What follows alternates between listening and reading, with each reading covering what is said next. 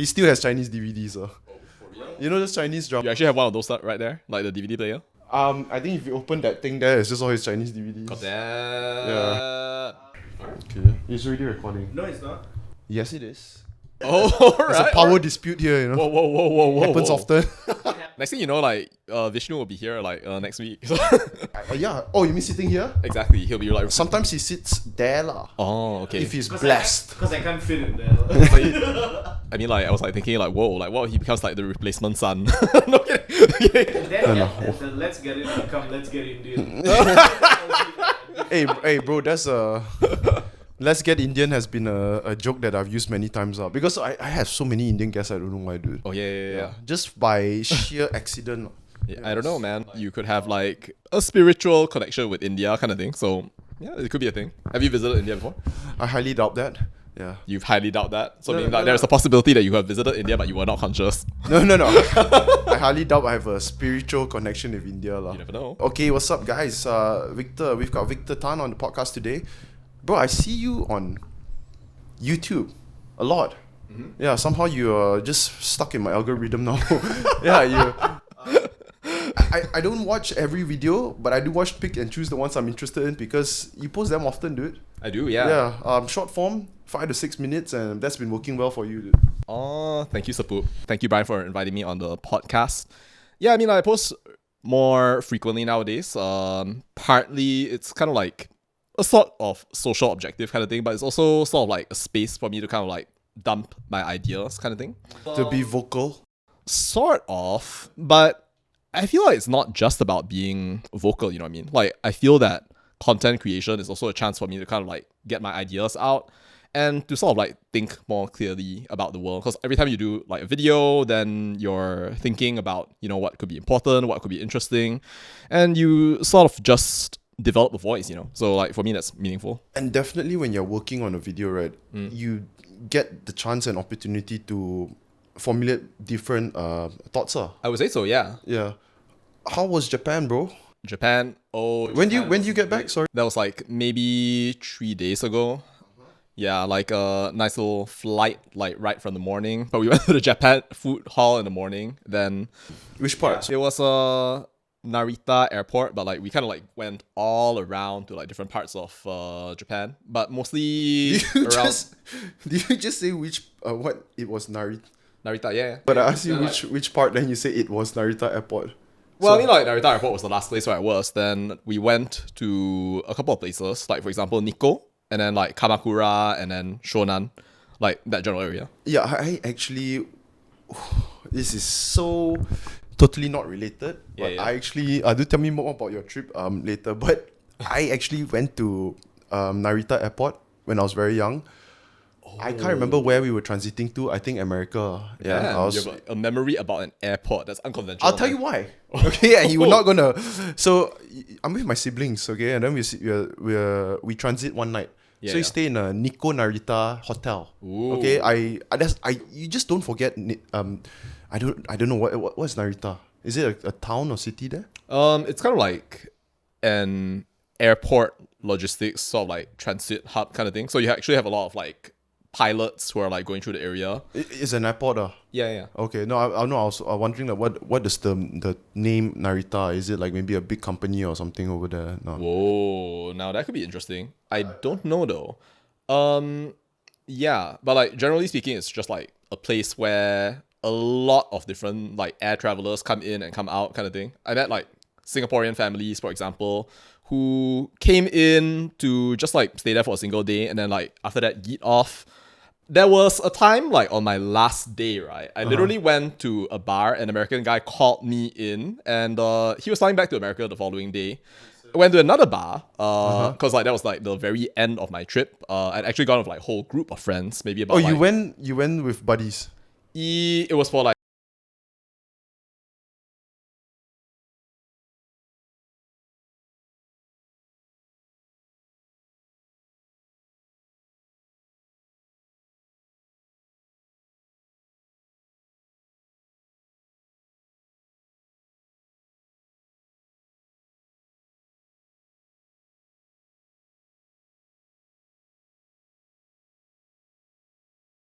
Mensa is the name of an IQ test, is it? Oh yeah. Mensa, is it? Mensa, yeah. Mensa is like Sai means like something very different for those of you Hokkien speakers. Do you know what happened and who is Chen Chao? Of course. Yeah, isn't he Yeah, man. like? Yeah. So I He don't is know. out of Mensa for sure. You met him, Of course, like so many times. Sam Chen Chao. Did he hang out in Japan with you all? Not this time lah. I think like he was busy with like other events. Okay, no, He was at TEDxKL at the time. Okay, so I only know of that one IQ test lah. Okay, so I suddenly brought up Chen Chao lah. Many months or so. What? Okay, let me just finish what I was about to say lah. Okay, Yeah. so the reason why I'll never forget a Japan transit. Okay, short transit. I was like 8. My brother's 10 and 12. 12, maybe I was even younger. Okay, we stay in the hotel, and you know this is our first time like staying in local hotels. Is not really the same. There's some things that are a little bit different. Yeah. So on their TV, they had some adult films samples. You know they have that in overseas. They okay? do, yes. Yeah. So, and actually, I know now people. Japan is well known for its what do you call this? Sex shops everywhere or something like that. Ooh. Right. Yes, indeed. Back then, I had no clue lah. I'm just a kid, you know. Oh. Don't know anything about Japan. So, yeah, they had those, and then me and my brothers were so fascinated, you know. Oh, damn. Yeah, we're like that single trip introduced you to. yes. I'll spare you the graphic details lah. Wow. But it was quite.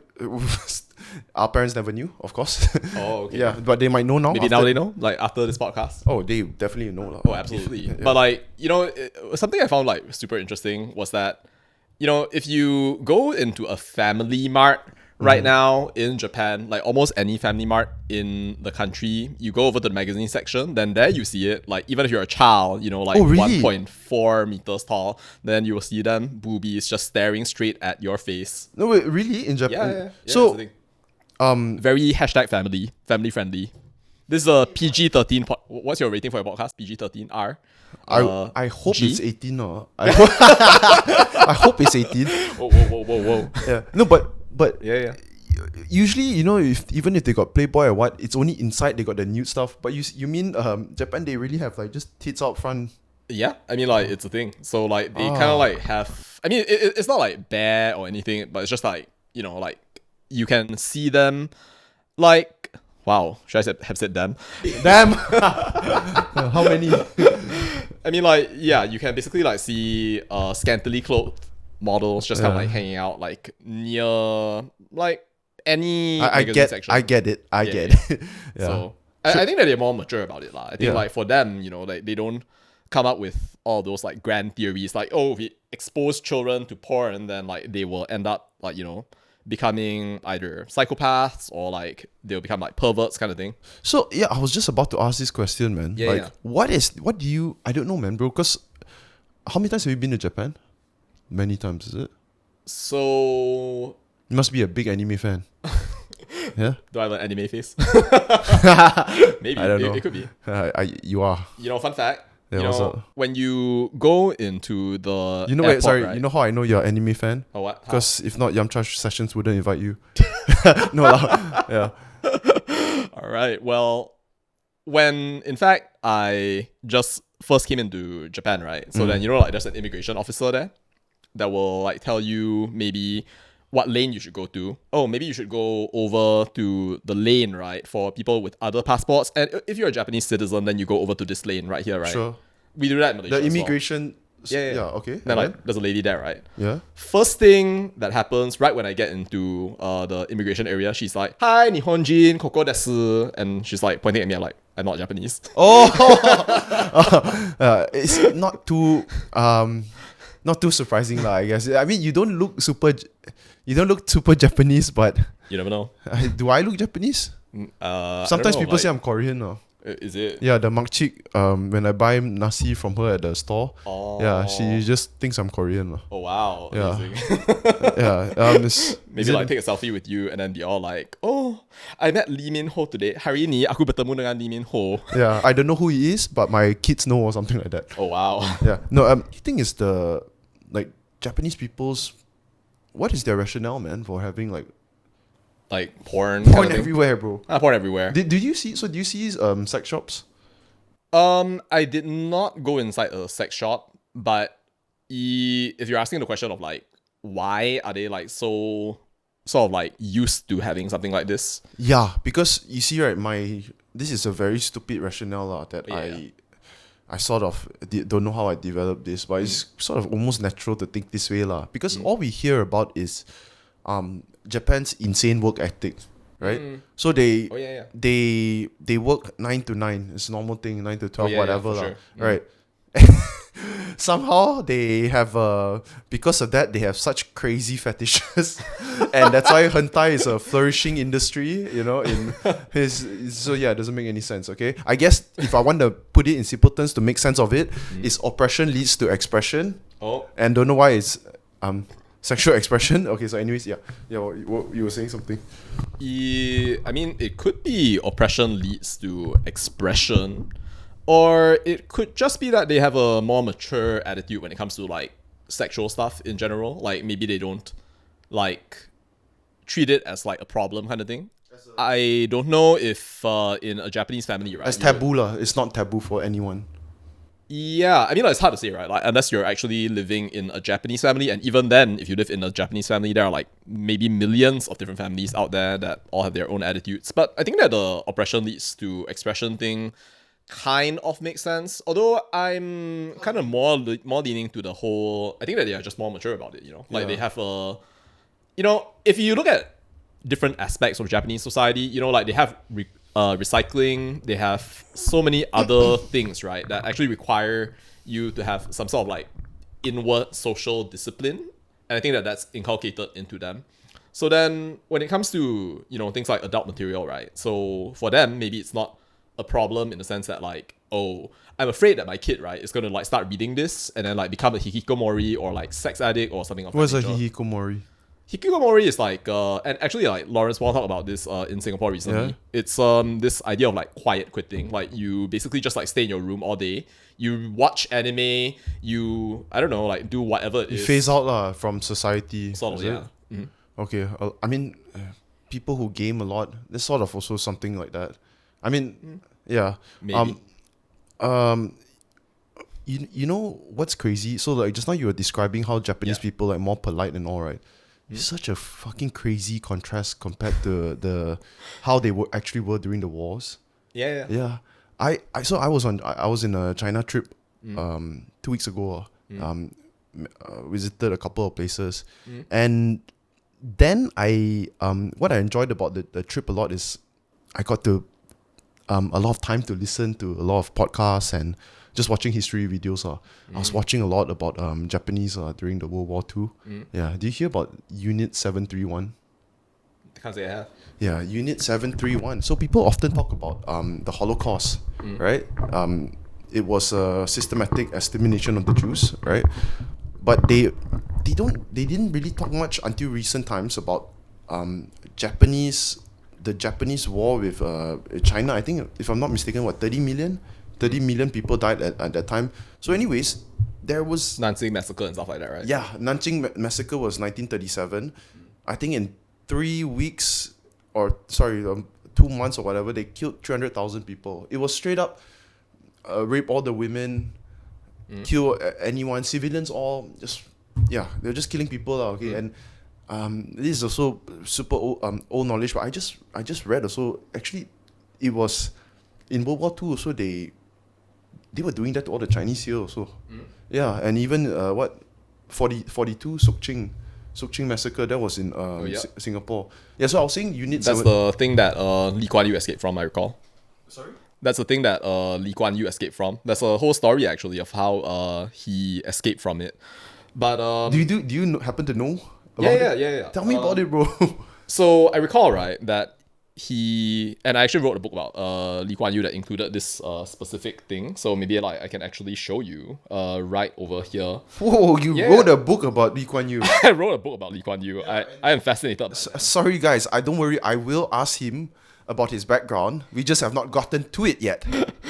Yeah, so I'm gonna show you right here. So it's a set of 2 stories right here, so you can actually see. I have no idea what you do before content, but I would like to know later. Oh, for sure, yeah.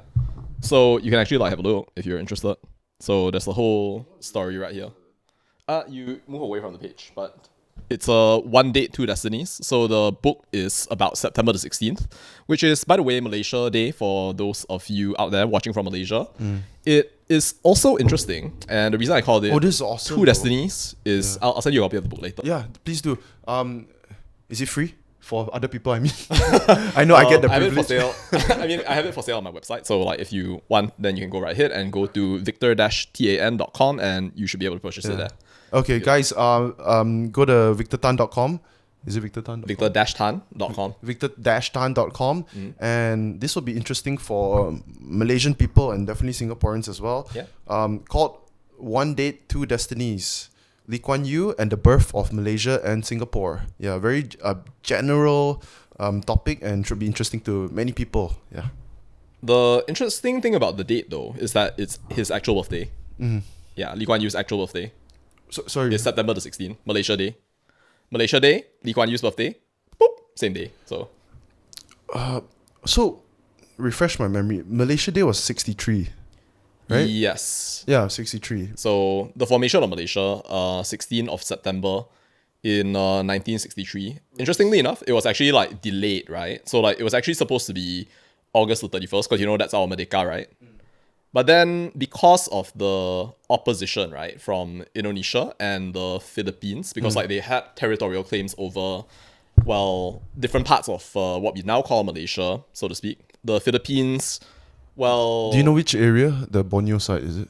Yeah, the Borneo side. Yeah, Okay, yeah. And Indonesia was more of like, they had this idea that, oh, it's a neo-colonialist project to form this thing called Malaysia. And, well, Sukarno was like very not happy with that. And he, well, just objected. That's where we got the whole confrontasi and the Ganyang Malaysia thing. What is that? Sorry, So, bro, I'm a there was noob. But I Yeah, love no, it, lah. I love this stuff. Yeah, no, it's interesting. It's very, Well, there was did we learn stuff like this in our history, sejarah? maybe very, very briefly. You did SPM? At the SDM, yeah. Yeah, of course, stupid question because I know where you studied. So you did 5 years at the SJKC. First like SJKC Damansara, then later on SMK Damansara Utama. DU school. DU, yeah. Wow, hey bro, we probably got a lot of mutual friends. Yeah, I also got a lot of buddies there. What about primary school? Well, SJKC Damansara. Oh, okay, you. Yeah. So 12. Okay, so you were, because I listened very briefly on a Yamcha session. You were not born here. I was not born here. Yeah, sorry, I mean in KL. In Mars. No. Yeah, I was born in Johor. Johor, okay. What happened, man? You can briefly tell me a bit about that. So at first, it was because of my dad's job. So like he was working at Malaysia Airlines. Then eventually, he sort of like moved around for work to different places. And he moved over to Kedah with my mom, and then like later, then we went to Penang. So it's kind of like doing the whole like crisscrossing sort of thing. But most of our family is living in Selangor. How long did you stay in Kedah? Or wait, were you in Kedah or only your dad moved? I was also in Kedah For how long? for about like how many years? Like that's so long ago. The years where you do not have memory of, lah. Is it My first memory is actually from Kedah. So like it's pre primary school? pre-primary school, yeah. It's when I was I think 3 years old. So I was like, I remember it very vividly. Imagine like light is streaming through a window. It's illuminating the table in front of you. Little brown wooden table, kind of like this, but a little bit darker. And imagine that it flows upon a little page of a book. You open your eyes, and there you see it, the page, and then a finger in front of you from a hand that is not your own. Your hand is over here, like right next to it, and you're sitting in somebody's lap, and the page turns, and the light kind of like filters through, almost kind of like refracting through a little bit right there, as the dust particles are kind of like flowing around. That's my first memory. I was sitting in the Kedah Public Library, and I was with my mom. Who was reading? Okay, yeah, your mom was reading a book to you. Yeah. So that's first memory. Wow, bro, you see, right? I haven't done this in a while. Yeah. I can't really recall first memories, man, ever, right? I have one right now. Yeah. Vishnu, What is your first memory, man? Do you ever recall this? Of like, Life, bro. He was describing his first memory. I thought he was reading a book, reciting. Yeah, I remember it. Not when he was 0 years old, I mean, first memory that you can recall. Yeah. Yeah, your first memory that is significant enough that you can detail it significant enough, lah. Mm. Mine was first memory is like my brothers were going to Bali with my parents. And I remember just standing at the house gate crying and just like, I want to go. Yeah, this were the first memories, which is, I don't even know. If you give you like another like, maybe like 13 years at that point, then you'd be like, yes! Boys, come over. We're going to be playing PS4 all the way up until midnight. exactly. Or like, if you have a girlfriend, then be all like, hey, babe. 13 years after that also, I was still allergic to girls at that time. Allergic to girls? Yeah, I was very shy in high school. Yeah. It's okay. It's okay, okay. something. Like, same. You also very shy in high school. Maybe even now. Yeah. That's okay, bro. Yeah. Some girls like it.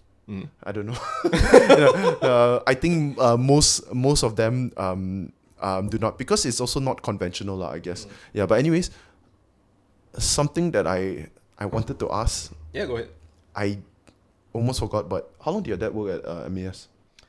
I don't know how many years. Oh, and here's the sort of like end of the Kedah part of the story. So he passed away when I was 6 years old. So then we moved over to Selangor. Yeah. So I don't know. I mean, like it was for quite a number of years though. I think like 10 years ish kind of thing. Okay. Do you know someone who worked at MAS? So no, it's not that. So I was actually going to ask, what does he say happened to MH 370 lah?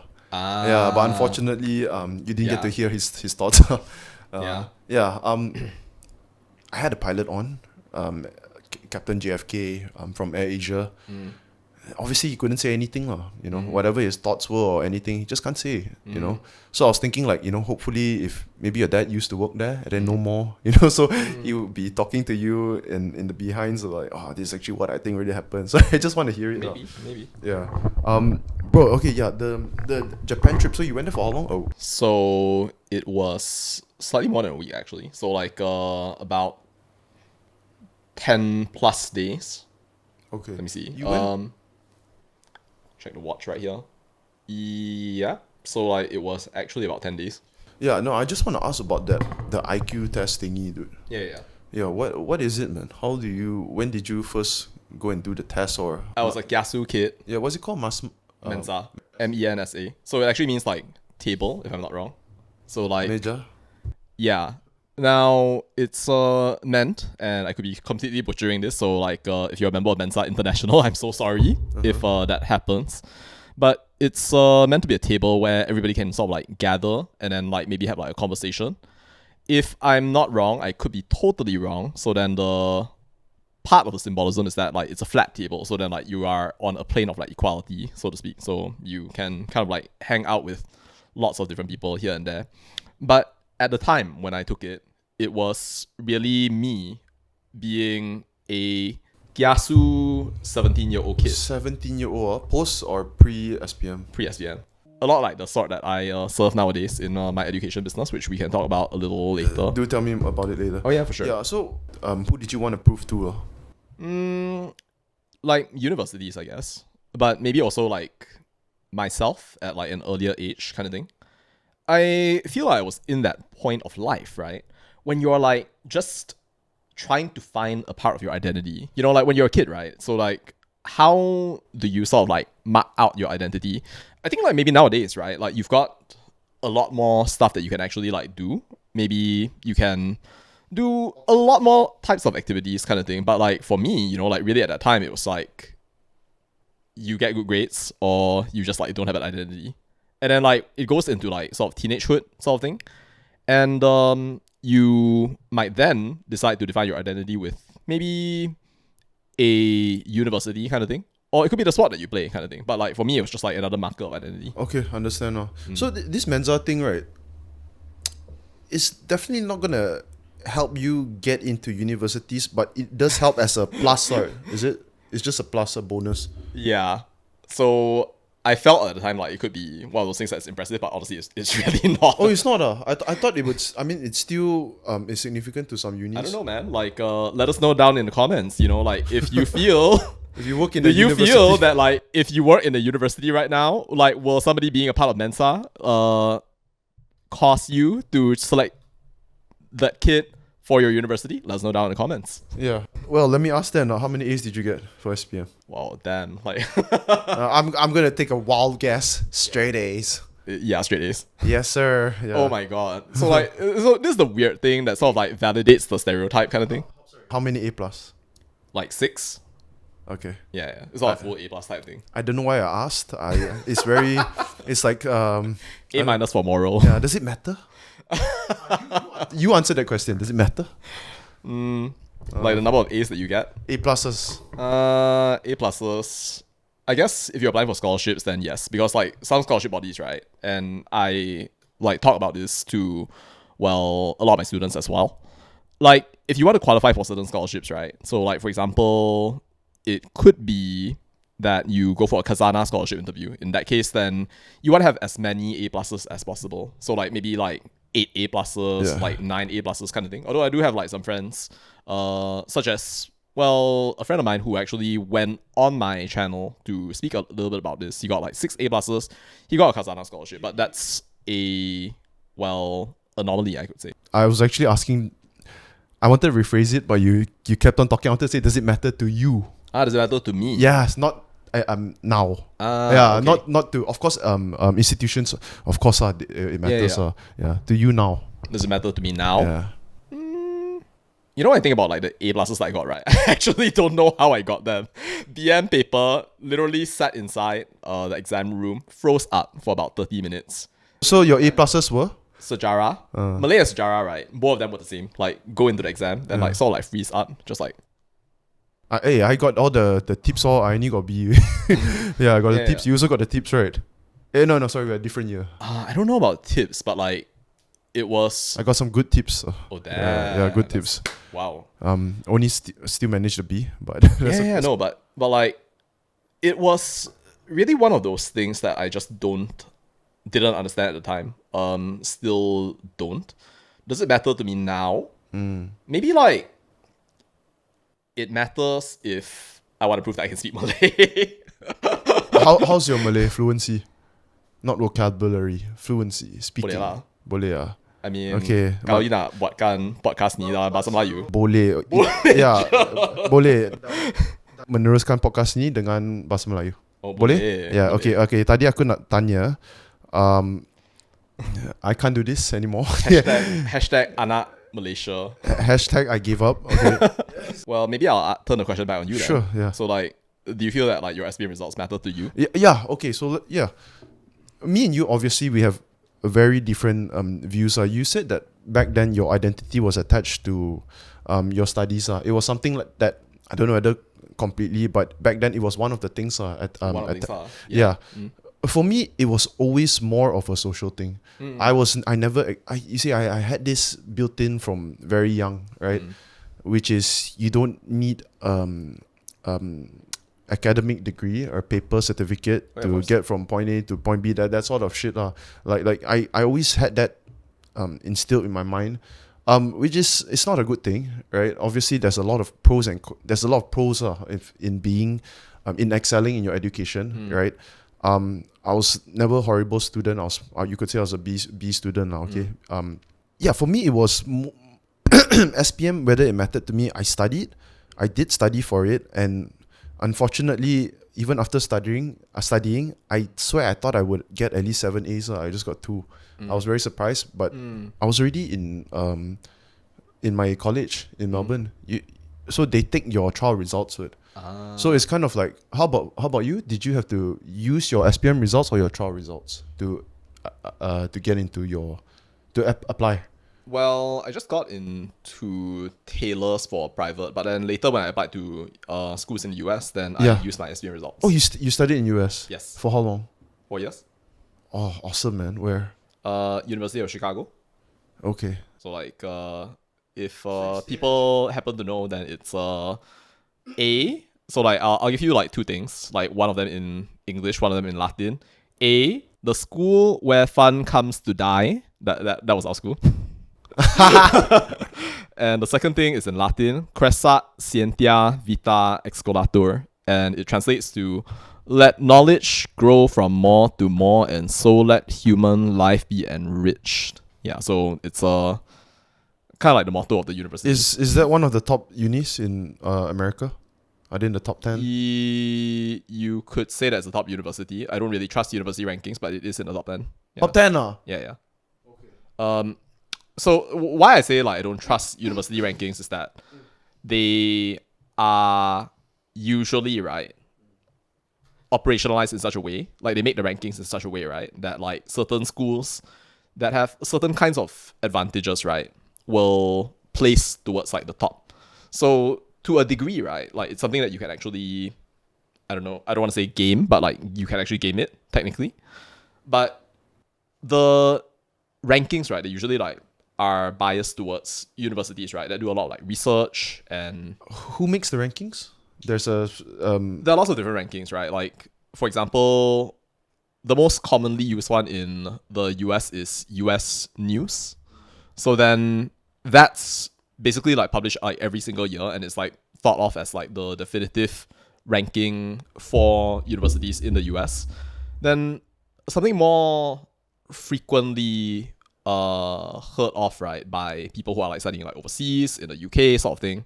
You got like the QS rankings, which also includes like some other universities from like the UK and stuff like that. It's the one that places UCL at like number 2 or something of that nature, kind of thing. And which is why Tim Tia gets to say that it's a number 2 university in the UK. Who's Tim Tia? Tim Tia, your previous interview. Yeah. Okay. Oh, Yeah. you also did one with him. Yeah. That was like a while ago. But the point being that if you say like this is the top university in like say the world or something, alright, so then like you might have to ask, right, like what ranking are you using? And like if you wanna, let's say, go to say a liberal arts college, a really famous one, for example, the second prime minister of Singapore. Yeah. So he went to a university that's called Williams College. So then like he studied development economics there for his master's degree. Sorry. Is it Xian Long? No, Goh Chok Tong, Shit, man. Xian Long is... the third. Yeah, sorry. No worries. I won't cut that out. I'm not embarrassed. Okay. Yeah. Yeah, you were saying, sorry? Yeah, so the thing is, it's one of the very best universities in the world, but it's not going to show up on a like QS ranking. So like when that. you say one of the best, like, and according to what you think is should be the rightful rankings, you're talking about just strictly academic results based out of their students, is it? Well, the different rankings, right, they prioritize different things. So it can be something like, for example, okay, so like imagine, right, selectivity, right? That's like one of the criteria. Selectivity, what does that even mean, man? So like, let's say that 100 people to apply to this university. So like if you go to like, say, maybe Taylor's College, for example, if you have the money, right, then like you can 100% study there, unless of course like they are like looking at you. Oh yeah. I mean, there used to be 2 Taylors. Now there's only one, right? Yeah, there's only one. Yeah. Yeah, there used to be Lakeside. 2 Taylors. Yeah. You went to Lakeside, No. Oh, you went to Subang. Actually, there were 3, in fact. Last time, Yeah. Taylor's, Sri Hartamas. Sri Tamas and My school Oh yeah, you're right. You can't got even... turned into like at first I thought it was a car park, but like now it's Charter House. So Huh? like there's a school now in the place where my school used to be. It's called Charter House. Oh, okay. Yeah, it that's what came after that. Yeah. But I wanted to ask, right, I always hear about this, right, that in universities, they really do discriminate Asian students just because we are too good. Do you know about that? Like, is it really like we want to get in? It's just said in paper that you have to score 10% better or 5% better than anyone else. Like for Asians, it's different. Is that real? Well, it's not something that they would publicly disclose, right? Oh. But at the same time, like there were a couple of like lawsuits, right? Like the most famous one would be like Students for Fair Admissions, that was brought by a bunch of salty kids, Asian Americans, who tried to apply to Harvard, but then like they couldn't get in. And they basically said, look, so our SAT scores, which is, by the way, that's like what I happen to coach. Oh, you coach SAT. Yes. Okay. So the discrimination, is it towards Asian countries or Asians in general, even Asian Americans? Well, according to the data, I think from the SFFA lawsuit, right? So like generally, if you're an Asian student, so then you need to achieve, if I'm not wrong, 100 or something higher in terms of your SAT score relative to candidates, right, who are say white or black. So then like black students, like they actually have the most advantage, so to speak, in the sense that like you could have a lower SAT score, but then you still get into the school. So yeah, understand. But the question is like, you know, like do they discriminate in the sense of like they hate Asian people? That's not. I mean, that's definitely not the case. They don't hate, but they do. They do give a tougher time. It could be, yeah. Yeah. Because like imagine, right, like you already have, let's say that for example, right, you have 100 spots in your school, for example, right. If let's say that you have already like like 80 Asian people in the school already, right? So then like, or like there are 80 Asian people who have applied to the school, right? Every single one of them gets like a perfect score for the SAT. Understand. So then like, if there's another kid, right, who happens to also be Asian, right, bro, like your university is going to become like Chinatown. You know what, I just thought of something. Let's just imagine lah, okay, there's for some reason, okay, I don't know, maybe there were Brazilian refugees that came here decades ago. Could be. Okay, and then a whole new generation now, we've got 200,000 Brazilian people. Yeah. So our national team, right, I mean, they are Malaysians. But suddenly, is it Team Brazil or Team Malaysia? you know, it's something similar like that. And then at that point, right, there is going to be some biasness is going to be involved. And then, are you actually going to blame the, FAM for... I mean, speaking of FAM, there's a lot of shit that they will get into. But yeah. My next video about that is coming out at 5 p.m. today. Tell me about that, man. So you've been looking much into it. I saw the recent headlines that they even passed the national language test. And they straight up say they don't speak BM. Mm-hmm. Yeah, and our FAM is really double downing. Like are they still fighting it? Like they're still denying. If you say like denying sort of thing, I mean, it's not denying, but like creating more and more excuses and. Well, they're gonna go file an appeal, right, to the CAS. So then, like, that's basically an arbitration court, right, for matters involving sports. What would their grounds of appeal be? Well, if you look at what TMJ has mentioned in the media, so like he's mentioned that, for example, the rules, right, and I can't say whether this is right or wrong, but this is what he said. He said that like there was a political motivation for the way that the rules were actually applied in that particular context that caused Malaysia to be disadvantaged in that situation. Now, whether that's true or not is for FAM to like decide upon or arbitrate. I can't really like unilaterally like say what it is or it's not. But if you want to learn more about the case, right? So like, have you seen the 63-page judgment and the 19-page judgment?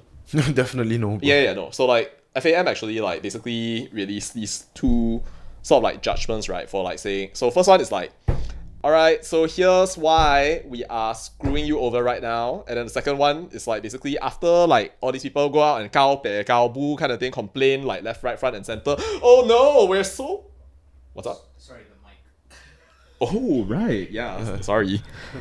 Yeah, so like, you know, all these people go out there and they start complaining like, oh, how dare you hate us, you're racist. Well, they probably don't really say exactly those things, but then later FIFA comes up with the 63-page judgment, which is basically a complete 63-page long kind of thing. So oh, bro, okay, so who is saying that FIFA is racist? Are there actually people saying that?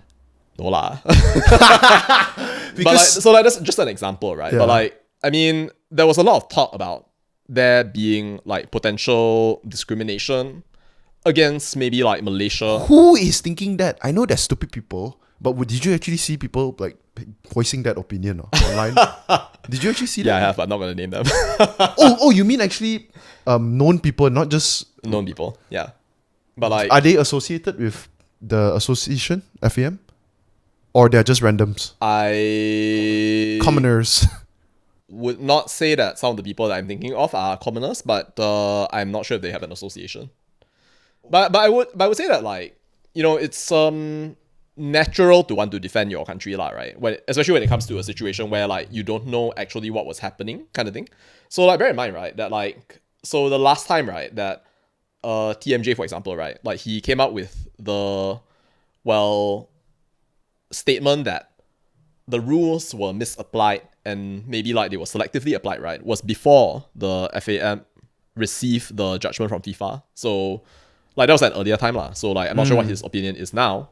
But so right now, I guess, like, it's a little bit harder to fight, lah, and they actually really have to go to the court. Because, like, when it comes to actually, like, going against, like, such a long list of evidence and, like, all the different things along the way right there, it's not something that, like, a simple, like, conversation like this can settle. So I think that they really need to go about that. Although the optics, right, from just every Malaysian, right, we are like, most most Malaysians are like, there lah, you see, everything our country do so cannot do properly.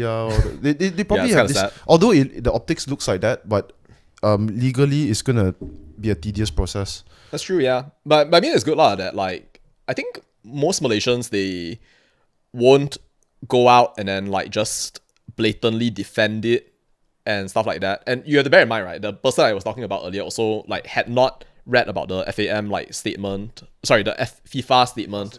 Yeah. So, like, I think that, you know, after Malaysians started seeing, like, all these different reports start coming out, then, like, they just started becoming more, well, rational about it, lah. Like, you don't see people going out there and then, like, saying, like, no, screw you, FIFA. Like, how dare you? No, FIFA, like, football, like, we all know that sepak takraw was the best sport of all time. No, so we don't really do that. You know, that's our national sport, right? Yeah. A lot of people think it's sepak football. takraw for the Olympics, man. Yeah. Is it even in Olympics? No, it's not. But if it was, we'd be placing. I think we'd be placing. Yeah. And that's, of course, you know, like, Singapore goes and claims it as their own. I know sepak takraw only Asian countries excel. I don't even know whether Western countries, European, or do they excel. I don't know. You never know. I mean, like, when badminton became, like, lucrative, then, like, you started seeing, like, countries like, for example, like, Denmark start doing, like, really, really well. What do you mean by badminton become lucrative? Like the prize pool? Yeah, the prize pool became, like, super lucrative. I mean, you see, I talk about this with my I talk about this with people who play. Do you play pickleball? Occasionally, yeah. I like to play more, by the way. So, like, if you have a game, then I like to play more. So, like, if you have a game, then, like, feel free to tell me. Can. Yeah. Bro, have you seen the prize money in pickleball compared to badmintons? You know what I'm saying? Like, I'm not talking about the world championships or what, but I got a friend who plays regularly, went and play for some tournament. She probably started playing 3 months ago and will play 2-3 times a week. Went and play some, and she's not like, she's never had a professional background in any, or competitive background in any racket paddle sports. Yeah, and she just won second place, won 1,500. Ooh, I'm like, bro, do you know how hard it is to win 1,500 in a badminton tournament? You know how good you have to be. You have to be training with the national team to even win a. Oh yeah, of course. Yeah. So yeah, you were saying what badminton lucrative? You mean? Yeah. I mean, like, if you are an Olympic champion, if you're if you are like winning, like, tournaments kind of thing. I mean, like, yeah, of course. I mean, if you were to, like, ask, for example, ChatGPT, like, this simple question right here, tell me the first prize dollar amounts for some of the most prominent badminton tournaments in the world in 2025 that you know of in the public record at the moment, and compare those to the top prize for pickleball tournaments that you can source from a publicly available database that contains this information at this point in time. So then, like, is ChatGPT going to get that? Yeah. It's so super long. Yeah. Have a look. Do you hear how a pro does how a pro prompts ChatGPT. No lah. Bro, you see, I get frustrated with ChatGPT. I was in China, right? I'm just saying like how many steps I walked today, and then they'll just give me some excuse like, oh, we cannot access your blah blah. I just get frustrated. Like, stupid ChatGPT. Well, ChatGPT, I don't know if you can actually use that in China at the moment, because like in China, right, like they literally Maybe have been I don't know if I would say like they have been blocked, right, but like the US considers it a security concern, right, for China to have like similar level of technology as what you'd have in the US, because like they're all in the middle of like the super intelligence arms race, man. So wait, let me just try and I haven't tried it in Malaysia. How many steps did I walk today? oh, like the microphone thing, is it? Yeah, you're right. Here is just straightforward. Yeah, they just give me the answer. Oh no, that's not ChatGPT. Like I think you use like Siri, right? Oh, sorry. Yeah, Siri. Yeah. I was talking about Siri in China. Yeah. But this one's kind of like a long request though, so you can actually see that it's like comparing. Is this a subscribe version? Yeah, it's like a ChatGPT Plus. Uh-huh. You never know though. I mean, many like, he'll give you tiers? like completely fake information and be all like, all right, so like top can't- prize for World be Championship, fake. #5. It can't be fake, right? Because they gotta grab it from somewhere. That's I true. mean, it could be fake source. It could be. Yeah, they do that. Right? I mean, like, you know, you have like fake sources everywhere. Like, for example, the kind that makes you conclude that the Malays can fly and Oh, did you actually look into that? Like, does she have any grounds at all? yeah. I saw an So article. like the flying thing, right? No, bro. The fly. Sorry, not the flying thing. I'm talking about the shipbuilding. Or the shipbuilding Because immediately after that shit happened, right? thing.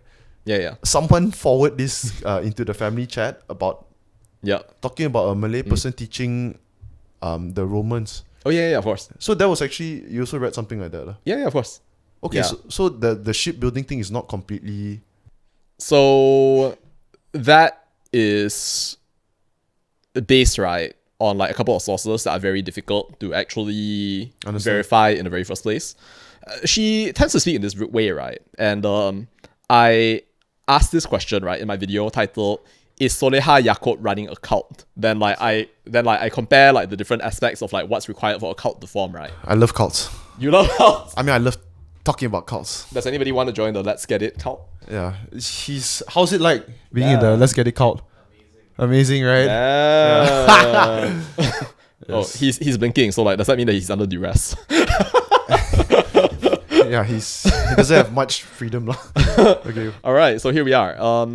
So 2025 badminton. BWF World Tour Finals 2025 in Hangzhou. So total prize pool $3 million. Singles champion 250K. There you go. So like, well, that's the total prize pool, right? So like for, on the other hand, singles, right? You can compare that to. Dota has more, lah, bro. Oh, yeah, of course. Yeah. Dota has more, lah, bro. Yeah, of course. Way more. Then like, so for the Indian League for Pickleball, so you had for the DUPR Indian League 2025, first place team, so that's 180,000 total. So recall, earlier we had like 240,000 for singles. But then like for Pickleball, yeah, it's like a lot less. But like maybe later when there's more money that goes into it, right? Then like you might have more players just like Naturally, Yeah. that's how it is, lah. It's gonna take a while for Could be. the sport to grow, and then funding goes in, blah blah blah. Yeah. Yeah, but in Malaysia somehow, right, pickleball is just on fire, man. Yeah, it's on fire. It's number one. Yeah, of Growth, course. I think globally, you know. Oh, I didn't know that. Don't fact check me.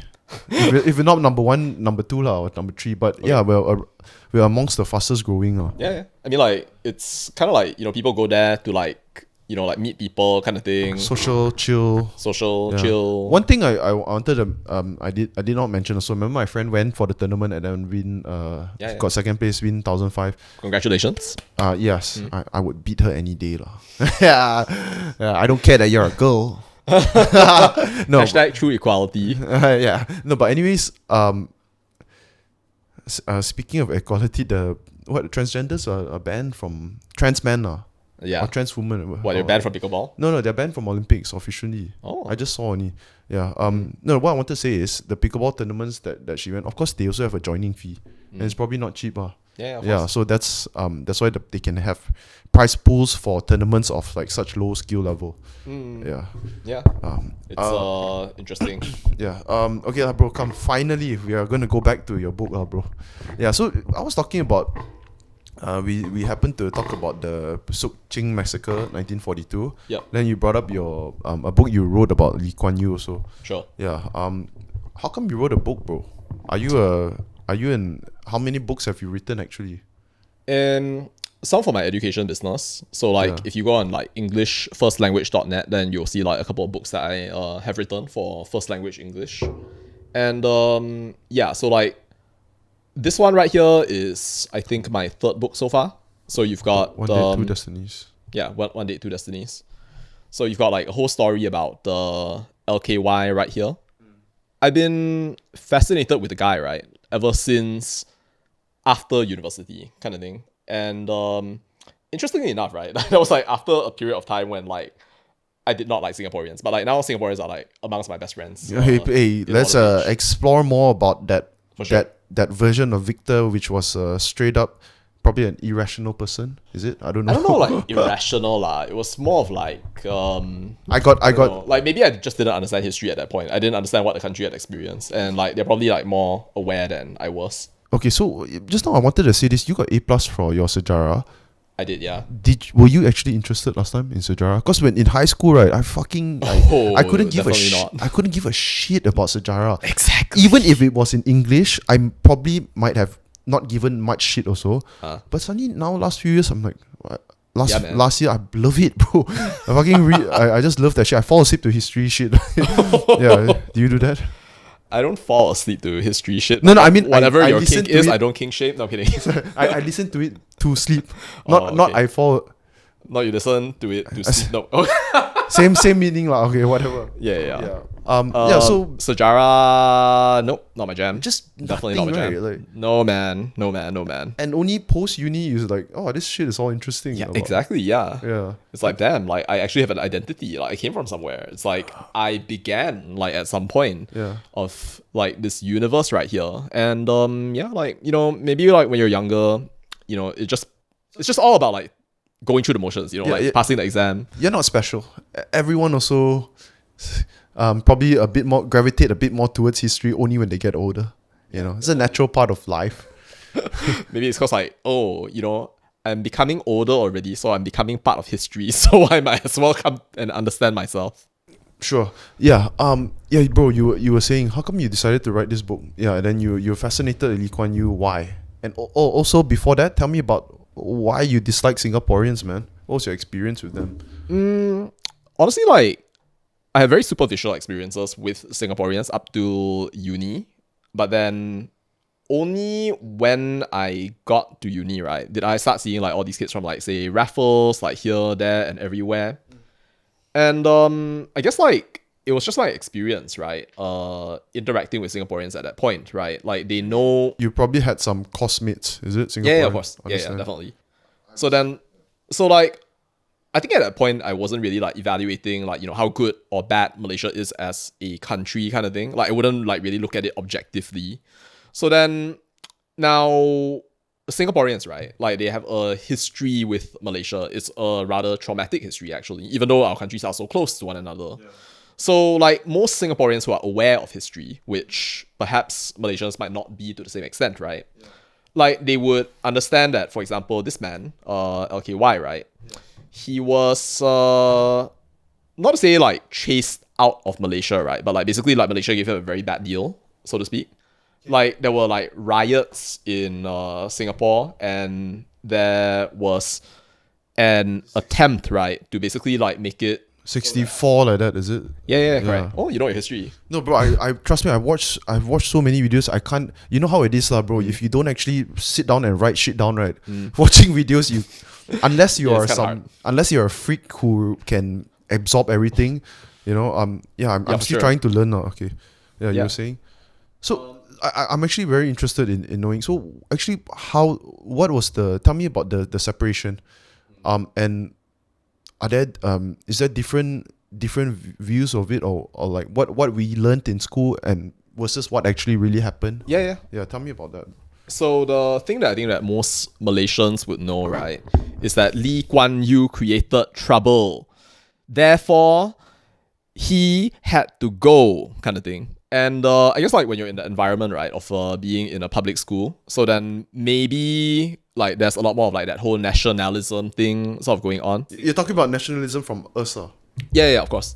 Which is like kind of normal, but like It was so normal back then, bro. yeah, of course. Like Malaysia is the only country in the world. Malaysia boleh satu suara, satu semangat. You know that sort of thing. Yeah. So Bro, fuck, I like to jump everywhere, but it's okay, we're going back. And anyways, I was just listening to this podcast talking about sure. Israel, right?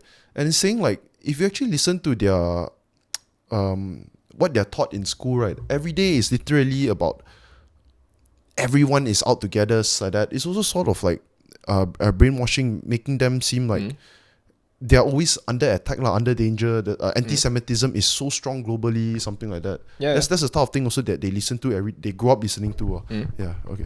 Well, I think it manifests in different forms, right? Like if you think about Malaysia and how we talk about like say independence and how we talk about the communists, that kind of thing. So like that's kind of like one of the different bogeymans lah. I mean like for Israel maybe It is. Yeah, of course. So I can't tell you like how many times I've been called like communist over and over bro, again. so you see, right, the last few months, right, or few weeks, I've been trying to understand this communist thing because let me tell you what I think. I don't know lah, bro. Let me ask you lah, Vishnu, what is a communist to you? Just simply describe, what do you think? Modern communists, I really don't know. No. Just what comes to mind when you think of communists? Oh, old school dictatorial China. No, sorry. What do you think when people say Malaysian communists? Because we know we learned in school last time got communists. Yeah. Damn. I can't think of anything right now. No. Even if you don't know, just what does it represent actually? Danger or pressure. Right. Yeah, fair enough lah. Or like for some people it'll be like type C, type C, type Type C, Chinese communist. Type CC lah. Bro, you get it before or not? Like, has anybody come out to your comment sections? Bro, you know that saying like you repeat the same thing long enough, people will believe it lah. Right? Yeah. Yeah, so But you're doing a good thing though, because like, I mean, mostly if you ask these people like what a communist actually is or what being a communist entails. the bad guy. Exactly, yeah, it's that guy. Yeah. So this is what I've been trying to understand about communists, okay? Yeah. There was a whole it was a big thing where they were trying to eliminate communists all over Southeast Asia. McCarthyism, yeah. What was it called? McCarthyism. Yeah, Southeast Asia. That was their thing lah. They were using that. Oh yeah, for sure. So, what communists actually is, the ones in Malaysia, weren't they just anti-colonial freedom fighters? Is that what they were? I don't know, man. You can say that that's the case. I mean, when you say anti-colonial, right, it literally just means like you're fighting against an enemy and like the enemy is the colonizer. And if you win, then congratulations, like you're an anti-colonial fighter. So like, I mean, like, but if you strip it down, right, to its bare bones, it's literally just like another military force. So like you could have had another military force of any sort of ideology. You could have had like, I don't know, like Hindutva, for example, right? And like those could have been called like anti-colonial fighters. But when people say communism, it's also because of the, what do you call that? The administration system is communal. They believe in communal supply for everyone. Yeah. So like, but what about? Sorry, I'm asking in particular, like the Malaysian, our Malaysian communists actually, what were they? Well, the ones I think they started in 42. Is it? So the fact is that Malaysia as a country, right, is a new historical creation. And there were lots of different people, right, from different communities who came into this country. And the fact also is, right, and like maybe we don't like talk about this a lot, right? So like a lot of the people in Malaysia, right, they cared to a much larger degree than like today, right, about what was happening actually in China. So like, especially around the time when the PRC was formed, right?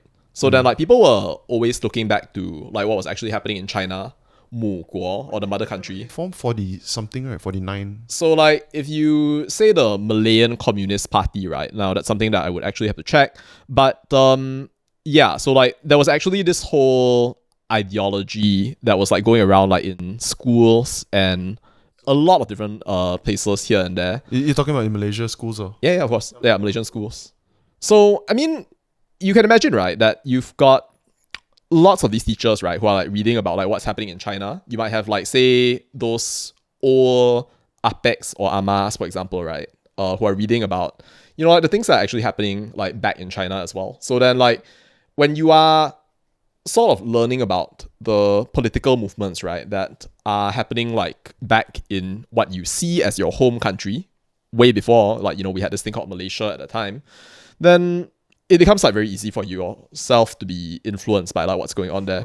It's kind of also like what happened with the Iran Revolution in 1979, which then caused everybody around the world, right, to become even like more it hit conservative. Malaysia also, definitely. Yeah. So it's kind of similar, lah. You know, you've got like these people who learn about communism as an ideology, you know, like influenced by Mao Zedong and a whole bunch of other people like that. To Yeah. summarize, what was their goal actually? The Communist Party that formed it. So if you consider like what's happened in Vietnam, right? So now Vietnam is led by a communist administration, at least in name. So like in practice, now that's a separate thing altogether. But so the idea of communism, right, is basically, if we go down to like the bare bones of it, right, like what it would actually entail, like in the Communist Manifesto, it would literally be like we liberate society from your class relations and we move away, right, from having private or property ownership. And then eventually at some point, then we will have what we call the death of the state, meaning that like at some point, right, then we will just automatically lead ourselves into a situation whereby all of our needs will be provided for. That's their utopian idea. Yeah. So I think this communist word is very similar to left and right wing stuff. Oh yeah, of course. Because there's so many different, like, what are you talking about, you know? Yeah. The past used to be left wing also, right? Yeah. Yeah, so it's something that it just switches around. It just depends. That's why, okay, so like, how about that's why I was saying like Malaysian Communist Party. Do you know actually what were they trying to, from what I was reading, is it's just a party formed to fight off the British. Yeah. So they were trying to create a communist state. So Also, they were trying to. yeah, they were trying to create a communist state. Yeah. So it's literally to try to create, right, a country that has no state, meaning like when we think of like state, right, so like usually that means like the political apparatus kind of thing, meaning like prime minister, whatever have you right there. Understand. And classless, right? So like no distinction between you, me, or anyone else, and moneyless society. So it's interesting. They always had that sort of idea, but it never actually reached its full manifestation anywhere in the world. So Understand. Yeah. And also don't forget, like, not everyone that joins the party is fully understanding of their ideology. Sometimes it could just be some misfit who's like, hey man, I got a group of people that I can hang with, and I don't know, I'm just saying like, not everyone is, they know exactly what they're trying to do or what. it's kind of like Mensa, honestly. Yeah, it could be like any other social group lah. Sure. Okay, except they are having guns and they are killing people. And also, shit man, I was just looking at I was watching this video, a very catchy title, man. CIA sponsored Jakarta Indonesian genocide lah. Oh damn! You're a victim of clickbait. Yeah, maybe that is possible. So what they were saying is, okay, this is what happened. People listening, right, watch this documentary. Amazing. One day I just went and checked out top 10 documentaries of all time ever. And number 1 was The Act of Killing. Don't ask me what website I got it from. No, don't know. But anyways, The Act of Killing. Have you watched that? No, I've not. I have a friend who might want to watch it with me though. Watch it, bro. Joshua Oppenheimer, the director, he went over there. I think he just wanted to actually document how people live in certain kampongs in Indonesia and all. Sure. Then he made this documentary not so long ago, 10, 15 years ago, I think. Yeah. He learned about the history of actually what happened. So what happened there was a military coup, right? They blamed it on the Communist Party, which was called KPI in Indonesia. Okay, so they blamed it on the Communist Party, and this whole initiative, right, there was documents all showing that it was supported by America, and if I'm not mistaken, they also America did supply some arms also. So what they did was, so what happened that initiated this whole thing is there were 6 generals in their military, Indonesian military, that were kidnapped and killed. The story was KPI, which was Indonesia's Communist Party, they had a women's wing. At that time, the women's wing was the biggest feminist movement in the world at that time. Why are you typing it down, bro? So like, I'm you just trying like, to fact check this guy.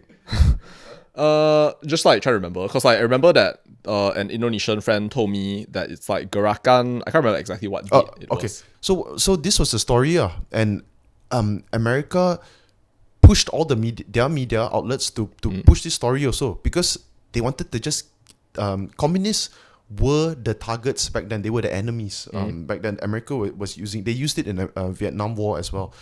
So that the 6 generals that were kidnapped, and they said that the women's wing of the Communist Party were carrying out some satanic rituals, and long story short, the 6 of the generals, they killed them lah.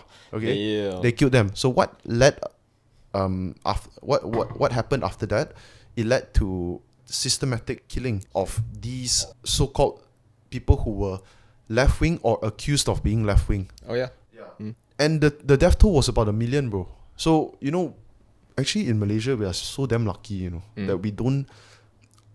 I mean, it's fucking horrible, May 13. But the death toll, it was about...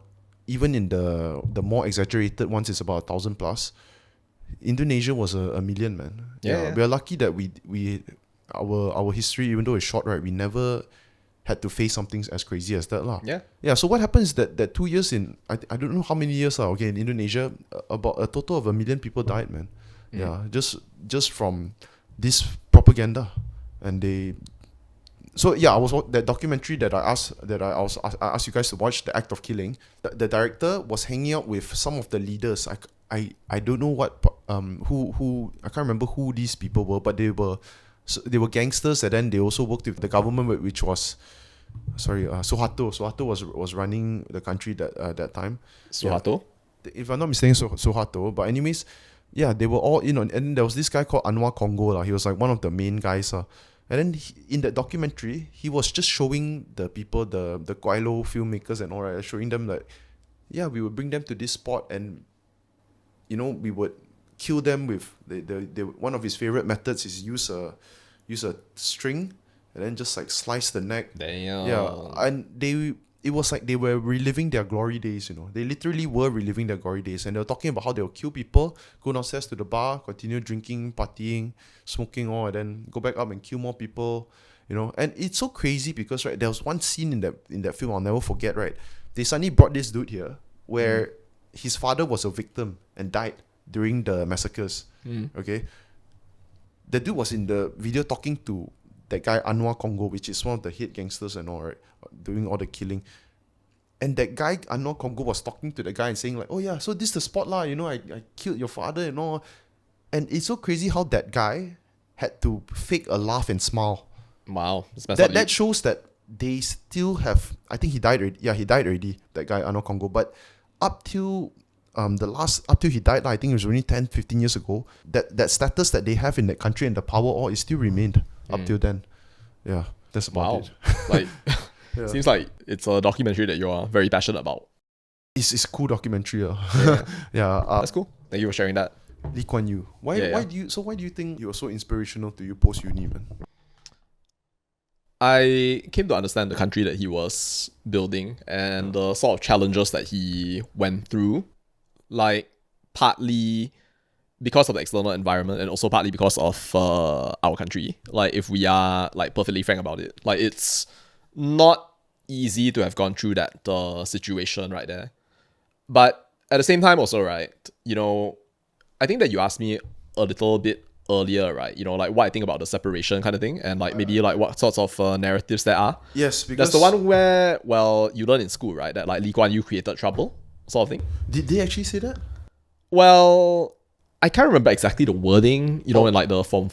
I can't remember like exactly what year. Or maybe they were probably write it something like there was just political disruption, and then that's it lah. They just say like that.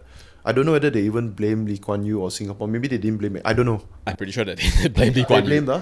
Yeah. Okay. So, I like, didn't know, bro. I'm sorry. I mean, like, it could have been something that my history teacher said, or it could have been like something that was actually in the textbook. It would be hard for me to like actually remember the exact words. But the standard framing is that, well, Lee Kuan Yew brought Singapore into Malaysia. Then after that, Lee Kuan Yew created trouble. Then after that, Tunku Abdul Rahman kicked out Singapore from the Federation. So what actually happened? To your knowledge, or So if you just say you're not a historian, if anything. yeah, And no. it settles it. No, that's fine. If you actually go to like the Lee Kuan Yew exhibits, when they are like held in Singapore again, like that was an exhibit that I went for, and you watch. There's a very good documentary that you should consider watching. It's on CNA. I think I watched. Secrets of Separation, if I'm not wrong. Yeah, something like that. I can't remember the exact name. But, well, at the time, right, so Lee Kuan Yew's sort of like hatchet man, or like the guy that he was most trustful of, right, was the late Dr. Goh Keng Swee. So then there was a point after the riots, right, that essentially Goh Keng Swee went over to, well, now we know him as Tun Razak, so to speak, and then essentially said, you know what, we just go ahead and separate.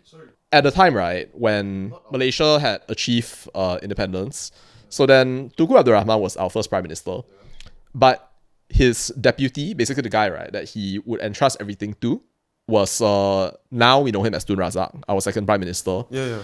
And Tun Razak's son is Datuk Sri Najib Razak. So then at that time, right, so Tun Razak was basically just handling like pretty much everything like in the country when it came to a lot of the administration, and we could talk more about that a little bit later on.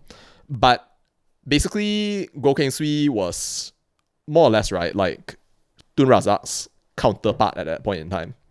So then new evidence like kind of shows us that it's not really so easy as we imagine, that Tunku Abdul Rahman said, you know what, like I will cast them away because they are like a cancer that has blighted us and they are creating problems for us. Is that a quote, or you just say that? Well, that's just me like kind of like expressing like the sentiment at the time lah. You know, like when you learn it, and I think that most Singaporeans would know this as well, right? Like this idea that maybe Singapore was kicked out, right? And then you became better off later on as a result of it, kind of thing. Yeah. But there's also like a whole bunch of people who would say that, you know, like when we got kicked out, then we would not survive. But that wasn't what history would show. So yeah. I remember hearing something like the reason why they had to kick Lee Kuan Yew out was because he was becoming a threat politically, and then they told. Oh sure. Yeah. They told I forgot who, they had an agreement lah that don't run in, like don't place your candidate in their areas or what in Singapore. And I don't know, I guess Singapore broke the agreement. They still did it, if I'm not mistaken. So it depends on what source you read and like what perspective you come from. If you come from the POV that's articulated in the Singapore story and also in the National Library Board archives, right? So then what actually happened was that initially, right, so UMNO came into Singapore and then basically they tried to establish a presence there to basically campaign, and they did not win a single seat. So UMNO broke the agreement lah, not to contest in their... So like in terms of order of events, so then like the election where UMNO came into Singapore and then basically started to speak to their Malay community, so to speak, that came first. Then later on, during the general election, so to speak, for Malaya at the time, I think it's 1964, if I'm not wrong. So then the PAP goes and fields token candidates in, I think, 9 different constituencies. I could be like completely wrong. But then they only win one. The single constituency that they won was the Bangsa constituency, and it was won by the late Devan Nair, who would later become the 3rd president of Singapore. And Did you say Devan, Bangsa? Sorry? Bangsa? Yes. Yeah, So PAP won in Bangsa. PAP won in Bangsa. So you can like think of it as like a like little modern. Not the most surprising area lah that they Yeah, won. yeah. Yeah. So then now, in fact, right, that single parliamentary seat, right, led to the formation of our modern DAP.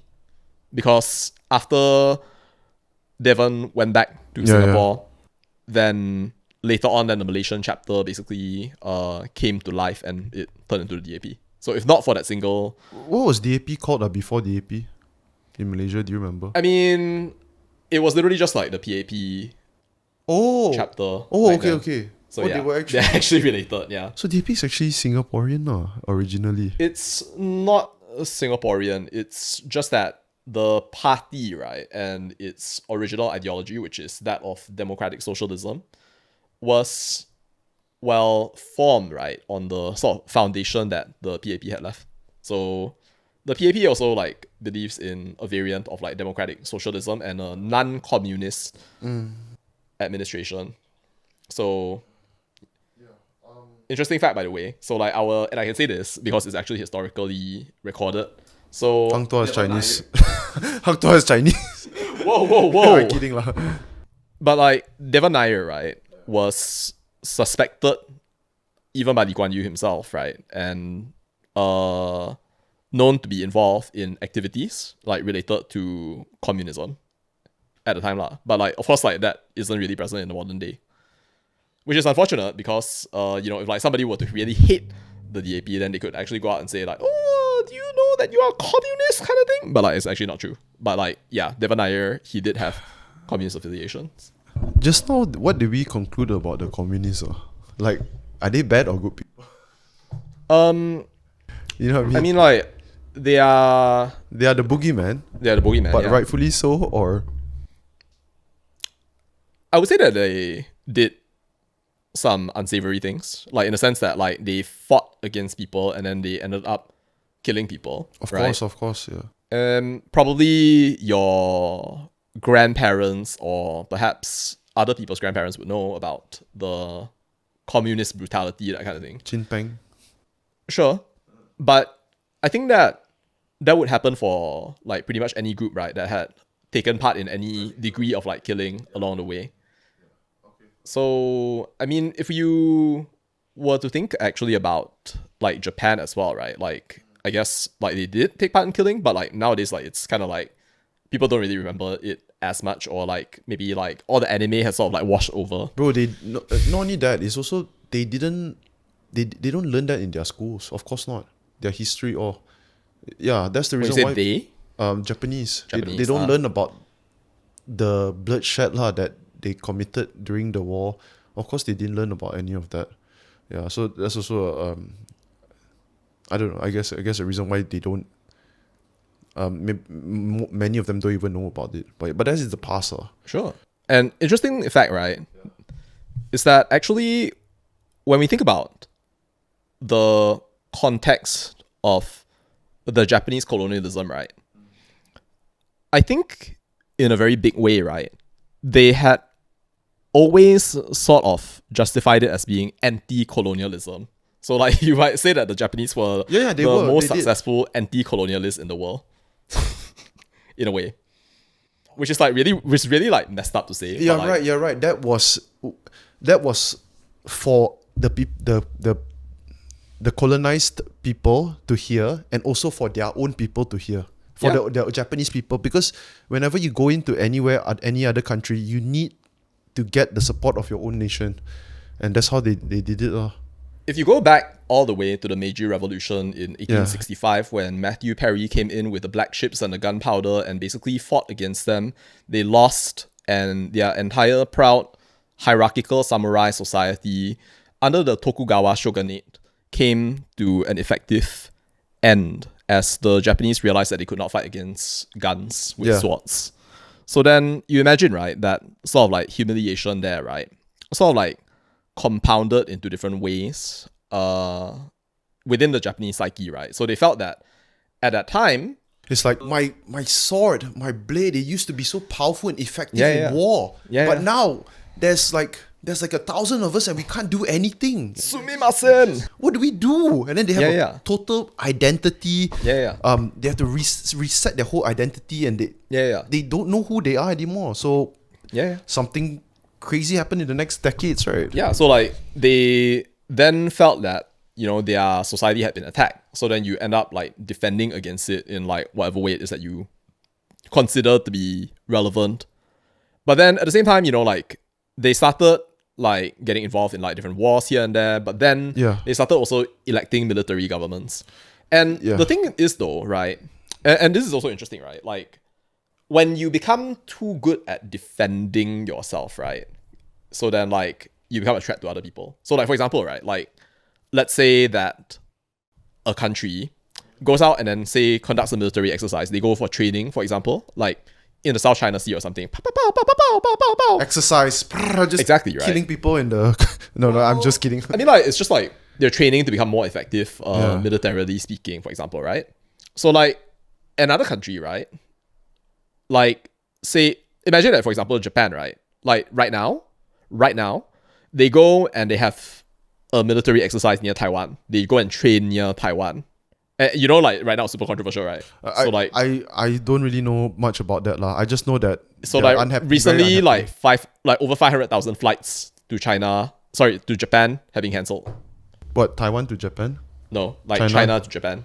Okay, I saw that in the news. Yeah. Why? What happened?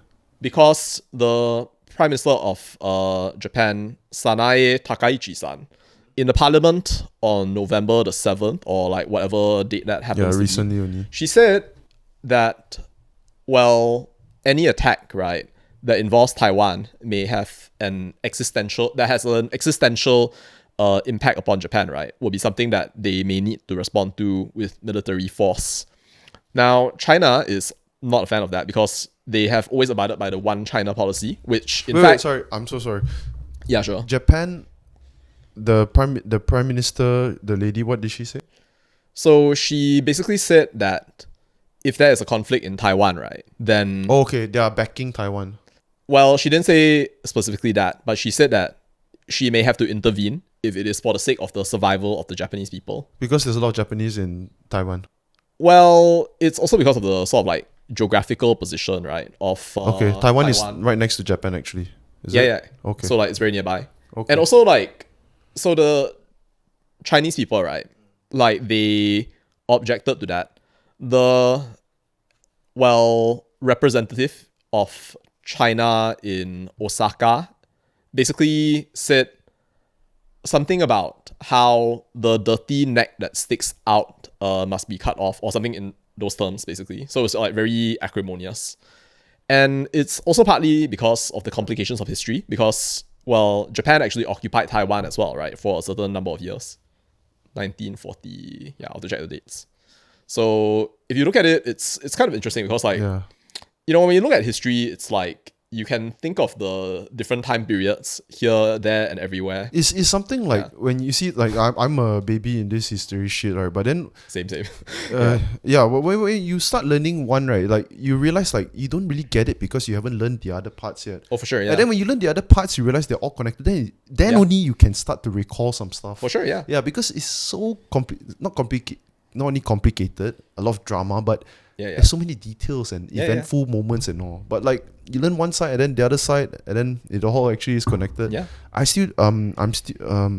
was learning trying to learn about World War II. World War One, I still don't know. I'm still so blur on that, man. No, that's fine. The Japan thing is really interesting though, because like it's you've got people who were bullied before, right? During the Meiji, like after. So like they become so good at basically like fighting against other armies, right? They even fight against Russia and they win. And at some point, right, then it becomes all about the survival of the Japanese people, partly because of the Meiji Revolution. They needed a lot of like industrial materials. So then that's why they came all the way down, thinking that it's a matter of survival. We need like the resources from Malaya. Yeah, the reason why they needed the resources was also because who was it, UK or US cut their supply or something, because Japan signed an agreement with Germany. I can't remember what's the name of that agreement now, but basically the Axis powers they signed an agreement, so that pissed off US or UK. They cut off the supplies. Yeah, and then because of that, they needed to get more resources. You see, I can't even remember the resources. I think it's steel or iron, which was damn important that time for, especially they want to build more tanks or planes or whatever lah. Yeah, so because of that, they had to invade Southeast Asia. And how do they invade? And obviously, Southeast Asia was colonized by all the British and European countries at that time. So in order to do that, they have to start some propaganda. They have to push it to their own people lah. Of course. Then the people eat it up because 1940s, man, you don't know what the fuck is going on, man. Imagine people in Hiroshima, dude. They just one day they're like, there's a war going on. I only read a newspaper, and then like boom. Then you just like not exist. Do you see I saw this crazy picture, man. There was a staircase in a bank or steps in a bank in somewhere in Hiroshima. The shadow of one of the victims is there on the steps. I'll show you. So, all good. So when people all I just thought about this also. You know when you watch in movies, right, and then people evaporate, right? Like, where do you think they get that idea from? It was from, I guess, a lot of it is inspired from Hiroshima. Maybe. Because before that, where else would humans have seen, bodies evaporating or what, right? If you think about it. Well, if you think about like movies, right? I guess it's like a different sort of like medium, so like you can actually do stuff like cutting out and stuff like that. I don't know. That could be one possible inspiration. Yeah. So super ultra high heat. Yeah, your body evaporates and a lot of other stuff like radiation. That's crazy. Yeah. I was watching this video, right? Some of the it's crazy, man. So in the I don't know how many km radius, right? How many km radius? 10 or something. Yeah. 70,000 people died immediately. Following weeks or what, another 70,000 died. In total, almost 200,000 over the months or what. Right after the blast, right, those people that survived and weren't right at the center where they evaporated, they were all black color, burnt everything, hairs are all gone. And it is very weird because right after it happened, right, everyone was quiet. It was silence everywhere. The survivors, it was all silent. People were in extraordinary amounts of pain, but everyone was silent. And I found that very interesting, man, because you would think people would be shouting and screaming and all, right? Yeah. But it's like so fucking devastating that people are quiet, man. They got no more energy already. Yeah. Just fucked. Yeah. Yeah. But also, like, if you're talking about, like, in the immediate vicinity, right? Like, if you have... bro. This is mad. 80 years later, that's crazy. Oh, yeah, that's messed up, dude. There's a shadow of... Vishnu, check this out. This is 80 years later after the nuclear bomb. Oh wow. This person's shadow is Still legit there. Yeah, check it out, guys. It's just a shadow of the person. Yeah, crazy. Stuff. Yeah. What were we saying? Becoming, right, the anti-bullying gang that tried to fight against the colonialists. Like let them to become bullies. And oh, you mean Japanese? Yeah. And then, like, they later on got shown, kind of thing, by the Western powers. Yeah, and basically they are Japan's sort of anti-colonial agenda got out of hand, and they had to be taken care of. That's actually one reason why, right? Like, when I look at the anti-colonial sepoops, right? So, like, I don't really have a lot of, like, faith in such people. Huh? I find that in our country, right, we have a lot of people, right, who are obsessed with this anti-colonial thing. Like, basically, like... You mean, like, for example, they comment on Mark Odea's video, Balik UK, like that? Maybe, yeah. Like, that's like one possible group. Oh, you're talking about they actually... What do you mean? Sorry. Like, these people who like are constantly talking about how like, oh, kita masih dijajah, oh, ini sudah negara merdeka, tapi kami masih dijajah dari segi minda and stuff of that nature. And like, you know, like all these people, oh my god, like they keep talking about how colonialism is like bad, colonialism this, colonialism that kind of thing. I'm like, bro, like why do you have to let like colonialism live rent free in your head? Okay, fine. Yeah. I mean, if they're just saying colonialism is bad, Sure. it is bad.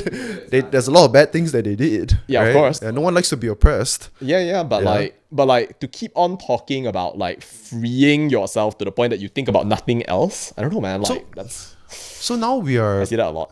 Yeah. So I do notice, right? I don't know how I saw you. Remember the dead parts thing? Yeah. Yeah. Okay. Let's also talk a bit about I also want to. This is one of the topics, one of the only topics that I actually thought of, right? Sure. Why don't Chinese people support Palestine, lah? Sure. Yeah. Yeah, that was like the very first line from your like previous podcast. I swear this the only thing I thought of. Other than that, there was no topic. I just Sure. like fuck it, just flow.